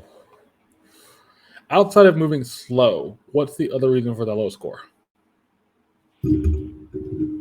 Well, it's like your contrast between light and dark is too unevenly matched. Now, I understand it's the first episode, but given what we were given last season, like the action scene in the beginning, at least give us something to look forward to. You didn't give us that right now. Yeah, I will say the contrast between light and dark is kind of uneven because we have a lot more darker players than we have light players. And the only reason I'm gonna say that because I could see Carice. Carice is technically a good guy. Technically, she's technically a good guy, but so is the grandson. So is the son. But I can see the son turning dark because he wants to go after Pokey. Carice wants to go after the young bodyguard. So basically, it's flipping the script of like they're doing it for totally different reasons, and yet it makes it makes kind of no sense. Um, but I will say, giving my rating, this is tough. This is super tough. I I'm gonna have to give this like a 9. Okay. And the reason why, I think, yes. Is it slow? Absolutely. It is slow. It's a slow burn. It's a super slow burn. I'd rather you do a slow burn and then what you did in season 1, where you did, I forget what episode it was, where it just like it was cut after cut after cut after cut. You kept cutting the things and never really giving things time to breathe. At one point, I forget what episode. It was a couple. It was like one of the first, like the middle of the season last season where it did that. Yeah, I know which one you're talking about. So like, I'd rather you give me the slow burn here and go. Let's reintroduce all the players. Show me Carice. Show me the cops. Show me the police chief. Show me um, show me the grandson. Show me, or send me the son. Show me the grandfather. Show me his bodyguard. Show me the trio. Show me the fact that we have a new player as in a reporter, by the way, as well. And yet, you gave everybody time to breathe. You gave everybody time to say their piece. Yes, did we not get a why we do we get a real good reason why Carice wants to go after the young kid? No. It's the same thing with Pokey. Why does the son want to go to Pokey? No, we don't get those. Like, those are going to be down the line mysteries. But at the same time, you give us a reason to understand what their plans are for the season. On top of that, I think the other thing you did, you gave Pokey more direction. He's not just, I think Chris said it from last season, he was being too much of a nice guy not to do anything. And now Pokey can't be that nice, lovable dude with he can't have the peaceful life like the tech dude said. Now he has to fight back. And we might see Pokey use his power to fight back. And the only thing I will say, the one thing I think you showed off the fact he uses all his power. The one thing you don't show here, you don't really show off any what his power can do here, which is fine. But other thing you didn't really explain is what is the origin of his power, because you show us a sorcerer lady, you show us one of the top sorcerers that also lives in that world, and yet she says to him as a young kid, "You'll never get as powerful." But yet we saw Pokey do something kind of insane last season. So the thing I'm hoping you don't do is you hamper his power by saying, I don't have enough magic in this world. That can't be a crutch anymore for that. Because you legitimately told us that he is a very powerful young kid. And all the imagery of him wearing black with the white, with the cross, all that stuff, I think it's going to be a good thing. I just think they need to make sure you flesh that out. I'm glad, and that's why I don't think it's a bad thing they went slow pace, but I think they could have gone a little bit faster. A little bit. Not a lot, just a little bit. And I think you could also give us an actual fight. You don't actually get a fight in this at all. Technically, we only get one, and it's a quick like flash of a fight, and we see that everybody dead. The other one is not really a fight at all. We just see a bartender dead, and then it's over. So that's my reasoning for the 9. Ultimately, I like the episode. I don't think it was terrible, but I don't think it was the end all be all. I think as we get further into the season, I think that's going to be the big thing of like making sure we keep get a little faster pacing, but also make sure you keep fleshing out the story. Because I don't want to see the other thing where you drop off characters. Last time this happened, we dropped off Carice for a bit in the season, and we didn't pick her back up to like episode 6. And then she was there for like 2. And then we only see her for 2 more we episode 6, and she drops off for an episode, comes back for the last 2 episodes. Not really great. I didn't really like that. Same at one point, I think we dropped off the bodyguard at one point. Then he goes away for a couple episodes, and he comes back randomly. All right, what was he doing in that time period? Like, that's stuff I'm kind of also like, fine. But let me know what y'all think. We're gonna keep on watching Dead My Death Play. It's one of the few ones where me, Chris, and even Dion to a point enjoyed. It did rack our brains a little bit. After a while, it racked all our brains at one point. It was like, this um this show kind of makes you think. It's gonna make you think a lot. The other thing I will mention, and Dion mentioned this, I think it's now a bad thing they're doing it. Or not bad, I think it's weird. The zombie girl is just stayed prim and proper. She's not crazy anymore. She's not weird. She's still that prim and proper. She says good morning. And then she plays with Pokey's face, kind of acting jokey. But then the next thing you see, she's like, oh, the reporter asked that question. And she was answer it off the bat. But then the girl that likes sharks stopped her. So I think they're going to have that thing of like, she's going to stay prim and proper for a bit. She's not going to go madly crazy. I think they need to bring back her crazy side because her crazy side actually worked out in the first season up until we got to the meeting of the family, the grandfather's family, and all that. But yeah, I hope you have JJK episode 35 up. This episode was actually pretty fun. This episode actually built into a lot of stuff too, so we'll get a lot of that. I will say this: all these anime we've been watching really have some imagery of things that you would normally see, maybe see in a movie or see just out in the world, out and about. JDK is the probably exception to that rule because JDK doesn't deal with that as much, but they do a good job of giving you the reason why and what's going on within this world of JJK. So this is going to be one of those things where I think it's not what's going on, but the world itself. The world itself is the bigger player in this. But I will say 3, 2, 1, and then we'll get started. Chris, you ready? Ready. All right, then. In 3, 2, 1, let's go. Episode 35 of JJK Season 2.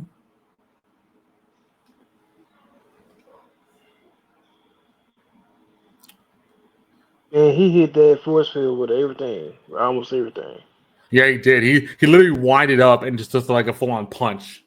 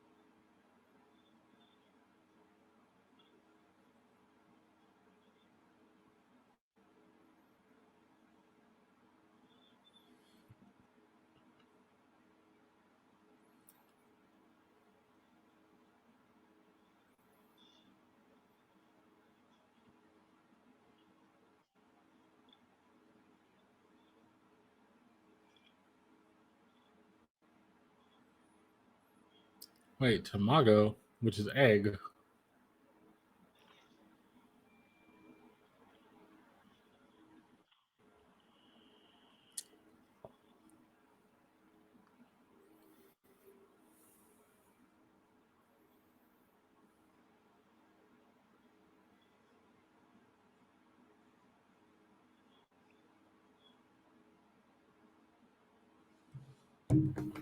Shinjuku Center Tower.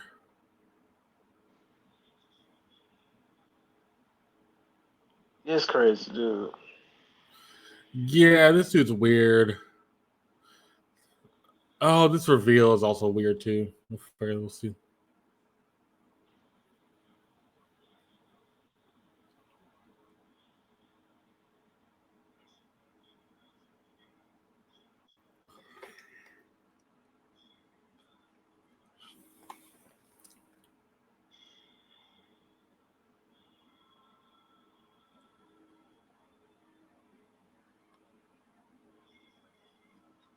Wait, is wire a cursed weapon? It depends on what kind of weapon it is, I guess.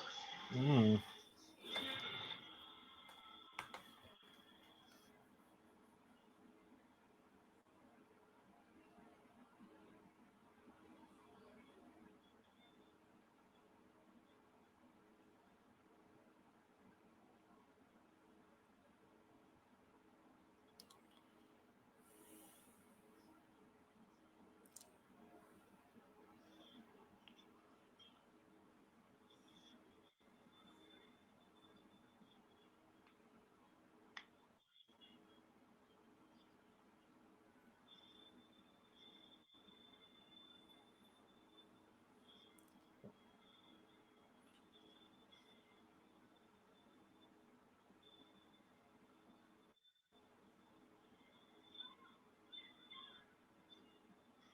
Oh, he's not wearing a little wristband. Okay, I didn't see that before. Well, I wonder when they started incorporating more gadgets. Uh, yeah, we haven't seen them incorporate gadgets yet, so this is probably just the first time we really noticed it. His power is kind of crazy. They showed his power off.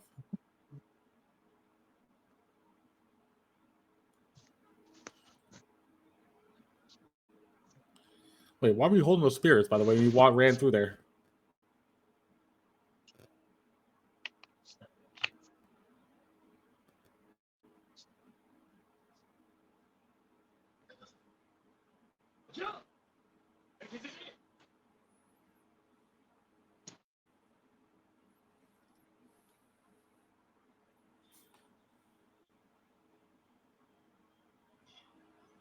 Can you hear me now? Okay,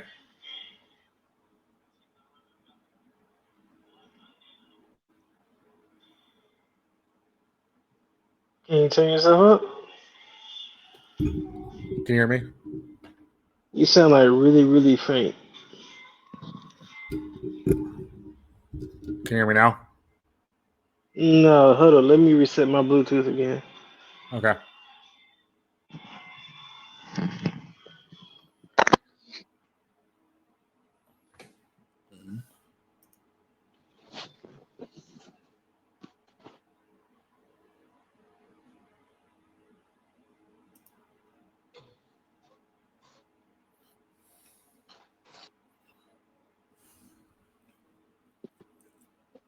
Say something again.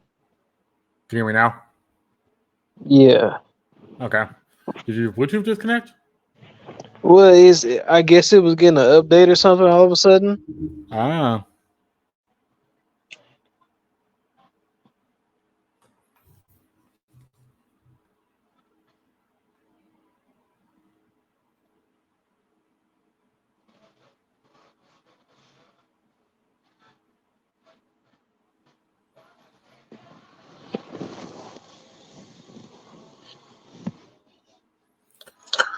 How the Bluetooth how does Bluetooth update in the middle of something? That's kind of interesting. You know, they're Bose Oh, both earpieces. headsets. Yeah.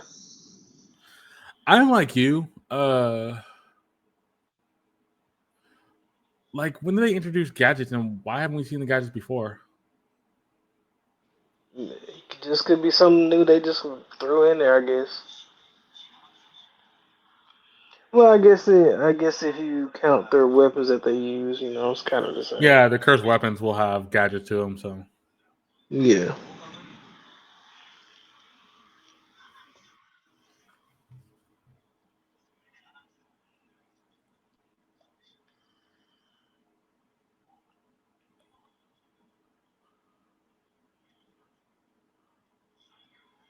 you can create spears basically. He uses spirits, and those spirits, you know, are shaped in that way. Oh, okay, okay. See, That's why the title is this. Is that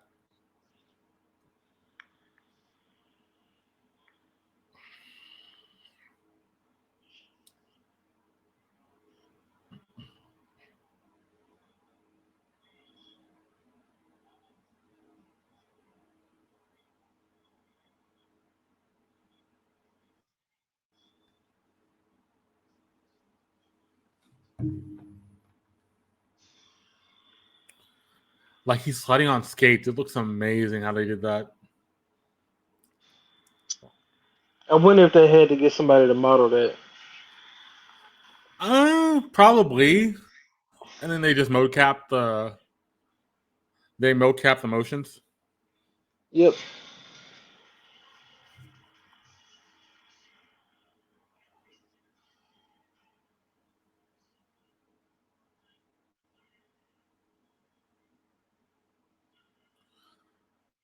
I love how we're having two fights going on at once. By the way, They said we was gonna have a fight every episode. They've yeah. been sticking with it.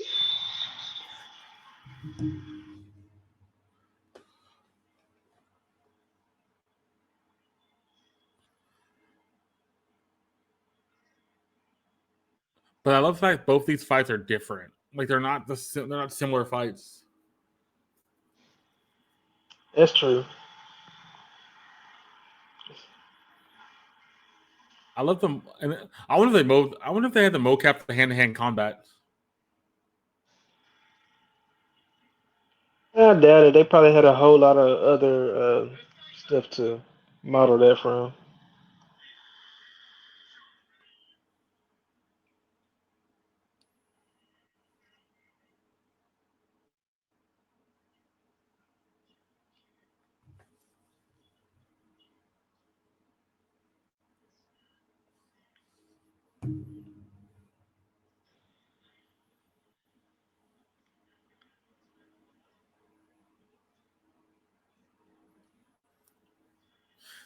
By the way, who is she?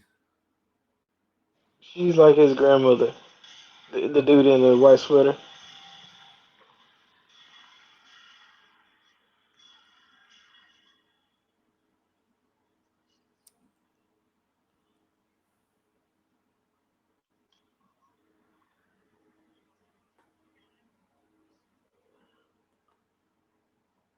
Oh, she's praying for more spirit energy.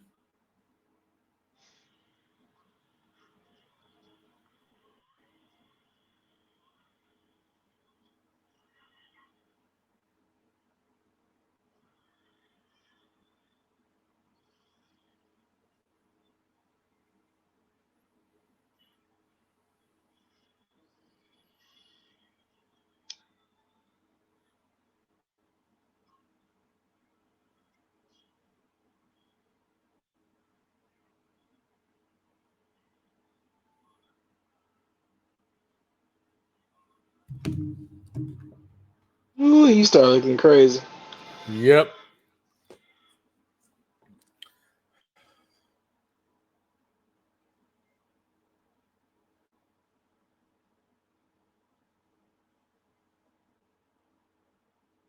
In 1989. So this is when Gojo was first born.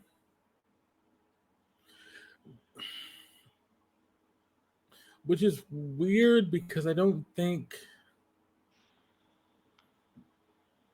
they do a good job with this part, but I think it's okay. I think it's a little weird. Yeah, that's what I mean. Like this doesn't fit everything else we've seen.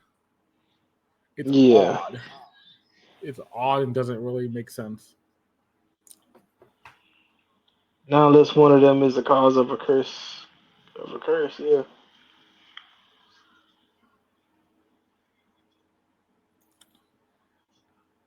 And by the way, that's not your daughter. That's the other thing. That's the other thing I kind of figured out right when they started talking. I'm like, Yeah. what the world are you doing?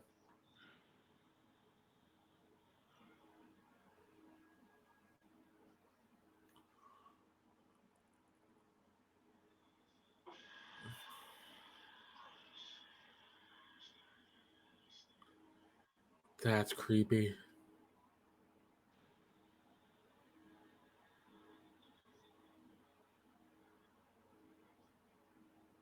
And then say some cold. Some just cold. That was cold. That was cold, like you said.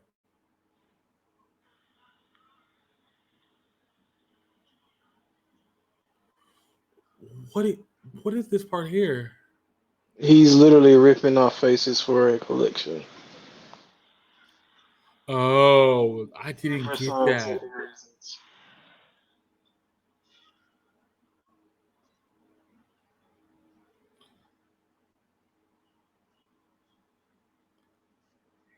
Oh, that's creepy.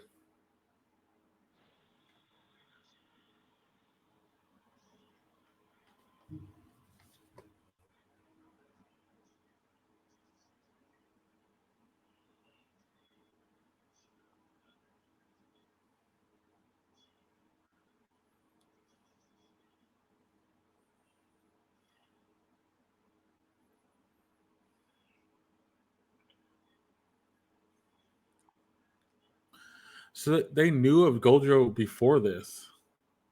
Right, so the old lady that the young one dude is fighting and the old man that the two dudes are fighting is those two guys. Hmm. and they had to go into hiding when they were both sent on a mission to kill Gojo because they realized he was too strong.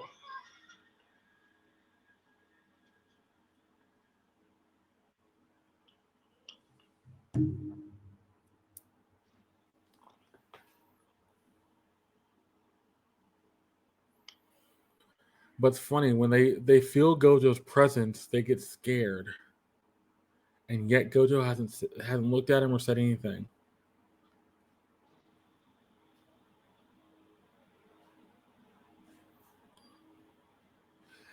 How would you be scared by a child?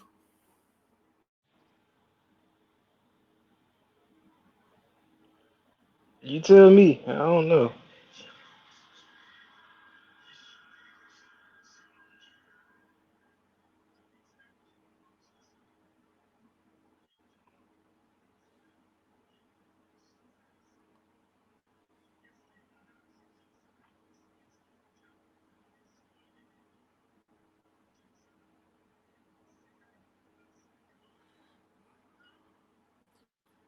Wait, so when they said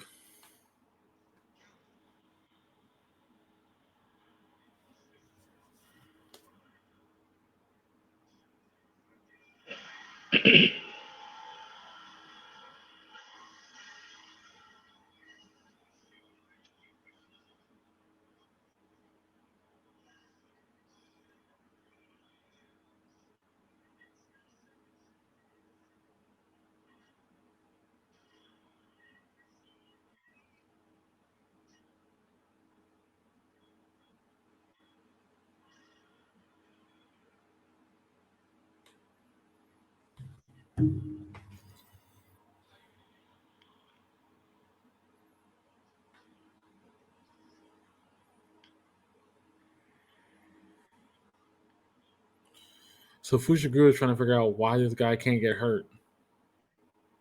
Right.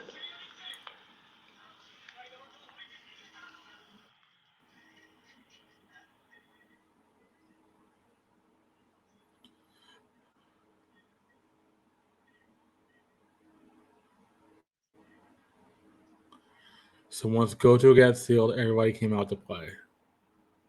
Yep.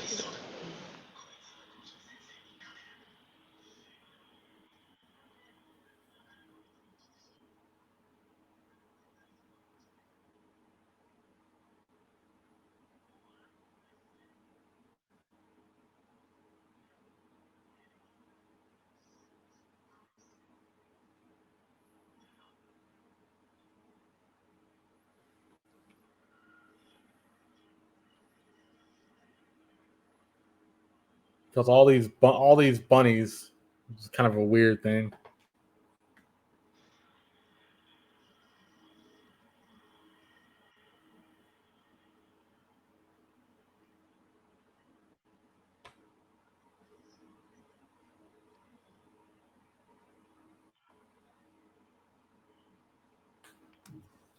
I think he's dead. Who? The guy in the mask.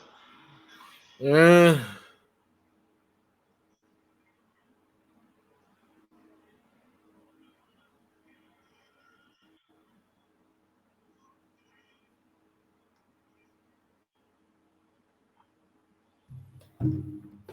why is To? Why is he back? I thought we killed him.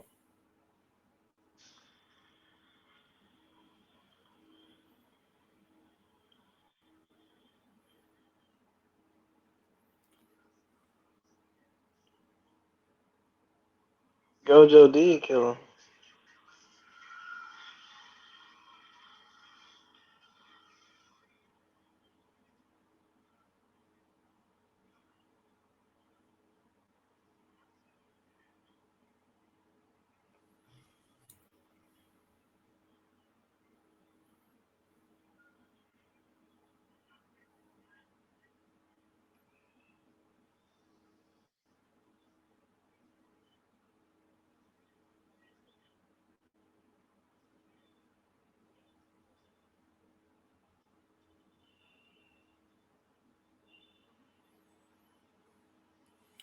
I love how he throws that car and just with no effort. But nah, he took a little effort, but he just tossed it like it He was just like he was a hug or something.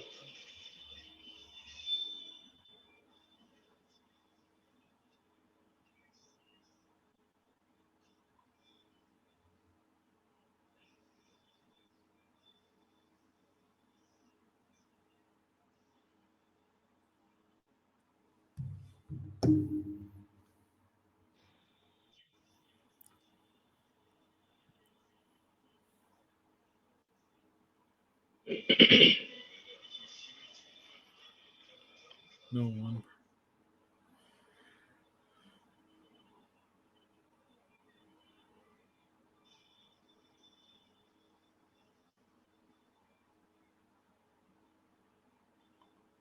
Got him.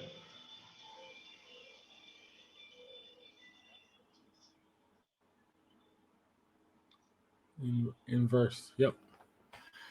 I love how they did an inverse fight. It was different. It is something different than what you normally do.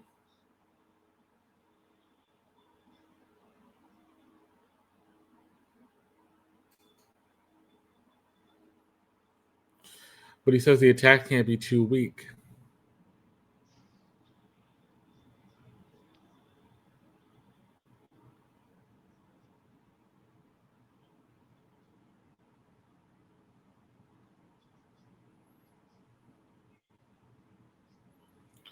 So you have to balance out between fighting with a lot of power with or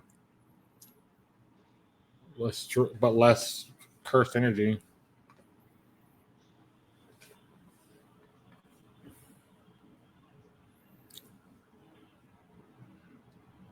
So basically, just hit him with a straight up punch. Correct. But that's the other thing. Like you can't just do a straight. I think it's an interesting Well, I part. mean, You can't. you can't pour any power into it.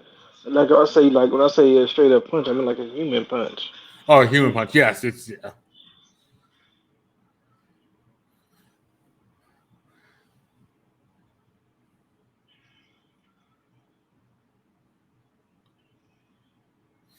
It's basically like if you told Superman don't use any of his powers, and just Correct. fight straight up.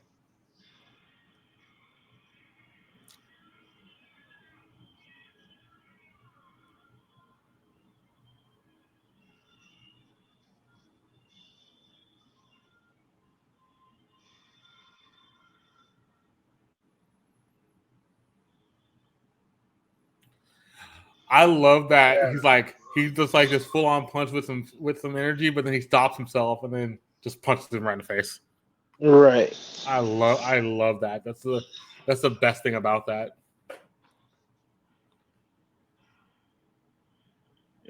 So right when you activated it, you thought he was gonna hit you.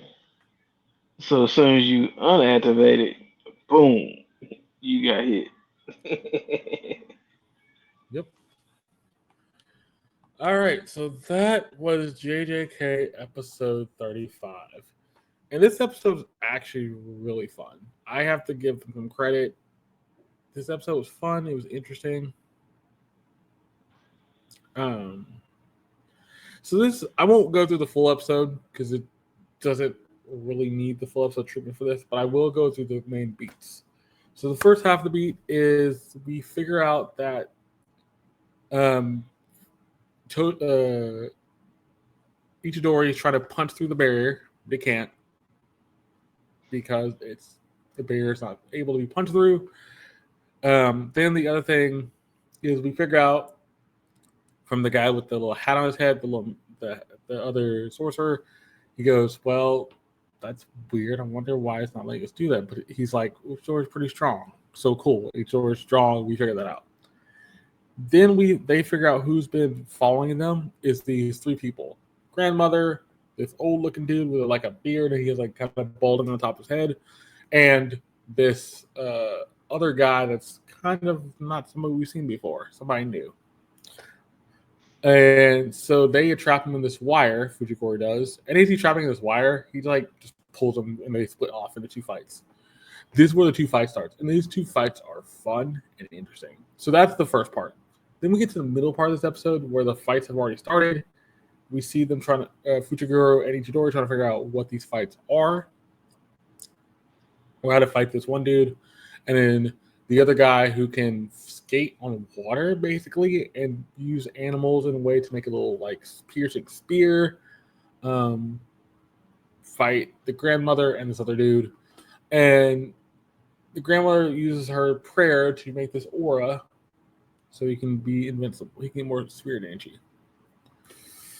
So both fights are happening. These both fights are really just back and forth fights. Fun. I like how they're like, I think like Chris said, the one that's the water guy, I think I agree. I kind of thought they mocapped it. They could have, where he's just like somebody's doing the motions of like sliding around on ice. It looks like it's sliding on ice or just walking on, like kind of pretending to walk on water. So that's going to be interesting.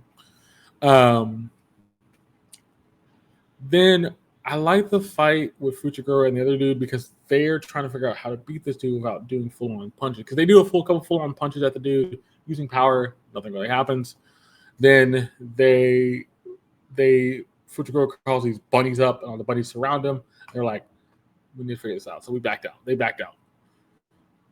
Then we get the reveal of the episode. We get two reveals.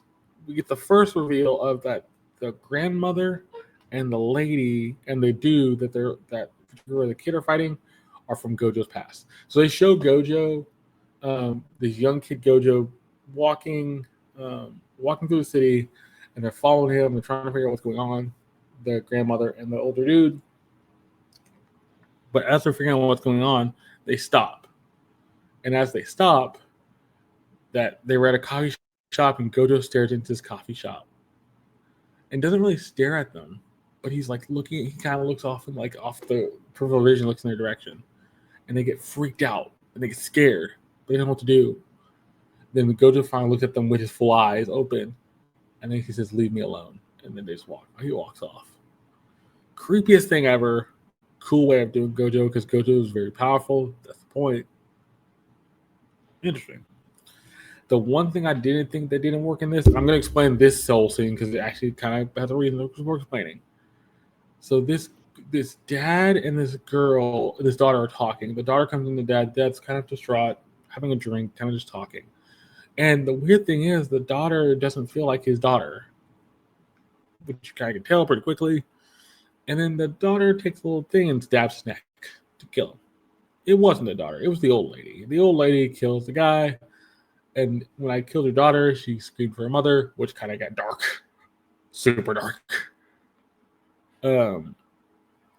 Then we see the other dude, the bald-headed guy fighting Fuchiguro and Ichidori, take these faces and destroy them, rip them off, these people who are still alive. Kind of like you're doing like a Demon Slayer thing, but it's really creepy. We'll see how that, so they're trying to put plans in motion. Then we see the character that I did not expect to come back, Toji. Toji Ichidori, which is Fuchiguro's dad. And this guy is back from the dead. Don't know how. Can't explain it. Don't know if she prayed and his spirit came back into that body. We don't know anything. But that's what's kind of showed up here. So then he fights the guy. He fights the guy that can do the water sliding and just beats him up. Just like pretty much destroys him. On the flip side, we see Fuchiguro and Ichidori figure out, oh, this is not a normal thing. This is not a normal thing. We need to do the inverse. So it's an inverse fight. So basically, don't use your full power. Do time and Fuchiguro, Ichidori asks, so we can do like flick him. No, you can't flick him. You have to. It can't be 2 weeks. So it has to be the right amount of power. Barely anything, basically, to fight this guy. They figured that out. The bunnies were surrounding the bunny. They uncover the bunnies, punch him a little bit. He gets bloodied. Then he's back in the bunny little prison. And then as he's back in the bunny prison, he finally lets the bunny prison away, and they fully punch him and fully go after him. He got stabbed with something in the stomach. and he's just getting beat up now and just getting destroyed. The one thing I loved about this scene is Fujikuro throws a punch. He stops the punch with the spirit stuff, lets the spirit stuff dissipate, and then just punches him in the face. And that ends the fight. It was so well done. And it was fun. I liked how they did it. Super fun, super interesting. Both fights were really interesting. The only thing I will say, the middle part of this episode didn't really make much sense. The only thing that mattered was the Gojo stuff, because the Gojo stuff has to make sense. You have to show off Gojo. But the other part of this, the other part with the grandmother and the older dude, doesn't really make much sense. But that's the synopsis for this. Most of this was fighting anyway, so it's not really a lot of like talking in this. But this was really interesting and really fun. Chris, what do you think about this episode? I like how they're keeping up with their promises. First off, they Yes. promised us to fight every scene, and they are sticking to just that. And then they're breaking down the fights and doing different types of fights, like the fights breaking down like for one, I think the dude with the older guy or the senior with the mask, I think he's dead. Like Yeah, you're definitely. literally facing somebody who pretty much killed Gojo. So yeah, Yeah. Yeah. yeah, I don't think he's alive now. The other fight was very interesting with the inverse curse. That was nice. Like, okay, how do you defeat somebody who technically his all his attacks bounce back? So it was nice, that you had to only pretty much the only way to beat inverse is to use inverse. Mm-hmm. So yeah, yeah, I love this. This was a really good episode. I know you thought the same thing I did. What do you think about the middle part where we saw not the Gojo story thing, but the thing after the Gojo thing where we learned about why, like the father daughter stuff, which we figure out is the grandmother, and then the older guy, which we figure out the guy that Fujikuro and they were fighting, and they're doing this thing. Did it really make sense to have it in here? I mean, probably not, but I could definitely have seen it been done another way. What would be the other way you would have done it? Probably in like just a short bit. I mean, like you can put an old lady in a tea shop, you can make it like they were going out on a date, and right before it got to the point, she transformed. I mean, like there are different ways to do certain scenes. I think. Okay. Okay. It was kind of interesting they did that whole middle part, which doesn't really have a bearing on anything outside of showing you, yeah, everybody's scared of Gojo. Everybody don't want to mess with him. And the guy even says, he goes, hey, now that Gojo's not here, we can come out and play. So yeah, I I only know he's sealed because she screamed from the rooftops, which was kind of not smart. But hey, Ichidori is learning. So it's not like he was trying to do that out of it just ended up everybody heard. Exactly. Uh, um I'm looking forward to what the next episode brings. We're gonna have a lot more fights. So we're gonna have another set of fights. I don't think we see I don't think Fujiguro and Ichidori find out about the dude dying until sometime later. It's not gonna be like one of those things you find right away. And I don't know. It'll be interesting to see what happens. What would you give this episode, Chris? I want to give this episode a solid 8.8. Okay. Explain. They did really good. They surrounded all their bases, gave us more information with the story. It's like right now they're keeping a good balanced blend. Therefore, I give you a nice even 8.8. Okay. Balance win. Do you they said they're gonna keep the promise we're gonna have a fight every episode. Yep. These two fights are pretty longer fights. True. Do you think they keep up with the longer fights, or do you think we get a lot of shorter fights soon? Because I can't think you do. I don't think you're gonna do a 5 minute, 6 minute fight every episode. No, because I think there are still a lot of smaller fights or quicker fights that they can show. Okay. I just hope that if we do small, quick fights, I hope they're satisfying. That Because part. I think that's the only The thing about these two fights were satisfying. They gave us conclusions to both, and they were fun. So that's the only thing I would be nervous, but everything else worked out. If I had to give this episode a rating, I would say 8.9. So right where around you, 1 point higher. I think the storytelling was also really good. So we didn't know Toji was coming back. We didn't know any of that until he makes himself known. That whole sequence of him coming back alive was interesting, and that's a good cliffhanger thing. Because I do remember talking about Toji does come back in this, but I don't remember, they didn't say where. So this is actually a good point. This is like the first time we see that happen. And if that's the case, I'm wondering if we're going to have a lot more of the characters come back as well. Because there's a couple characters that we might see are also like older teachers or something, maybe to make appearances or cameos. Just kind of give us more people in fights, basically. Other than that, I think it's still on the right track. Still just kind of pushing along, kind of just chugging along. We're only in episode 3. We still have, or technically, it's episode 3. Oh, we're only episode like 6 or 7 now. We're still like 10 episodes to go, so we have a long way to go. So it's not like we have some time. Oh yeah, I mean you still have plenty of time for stories to develop, characters to develop. All that good stuff. I think we meet the curses again that are with Ghetto. I think those curses will come back up next episode. I think we get those to see where they're headed, because they're trying to head towards Itadori, so we might have that process start but not finish, and then we might see the other fights like of the 2 girls and the head of the Zenin clan head in there, and Panda and that dude as well. So we have a couple other things boiling in the background. But that was the Anime Dojo episode 25. I do thank you for watching. That was 2 really good episodes of anime from JJK and Dead Mount Death Play. There's a lot of stuff coming out right now. All of it's pretty much hitting. So I don't. There's you can find something in this anime season. Absolutely. Like Chris said, I'm be interested to see what the charts end up next week. The charts are going to be interesting with JJK coming fully back, Dead Mount Death Play coming fully back, and a couple other things hitting. We'll see what things move around. But I do thank you for watching. Hope you did enjoy. I thank Chris for joining me, and we'll hear from you next time. See you later.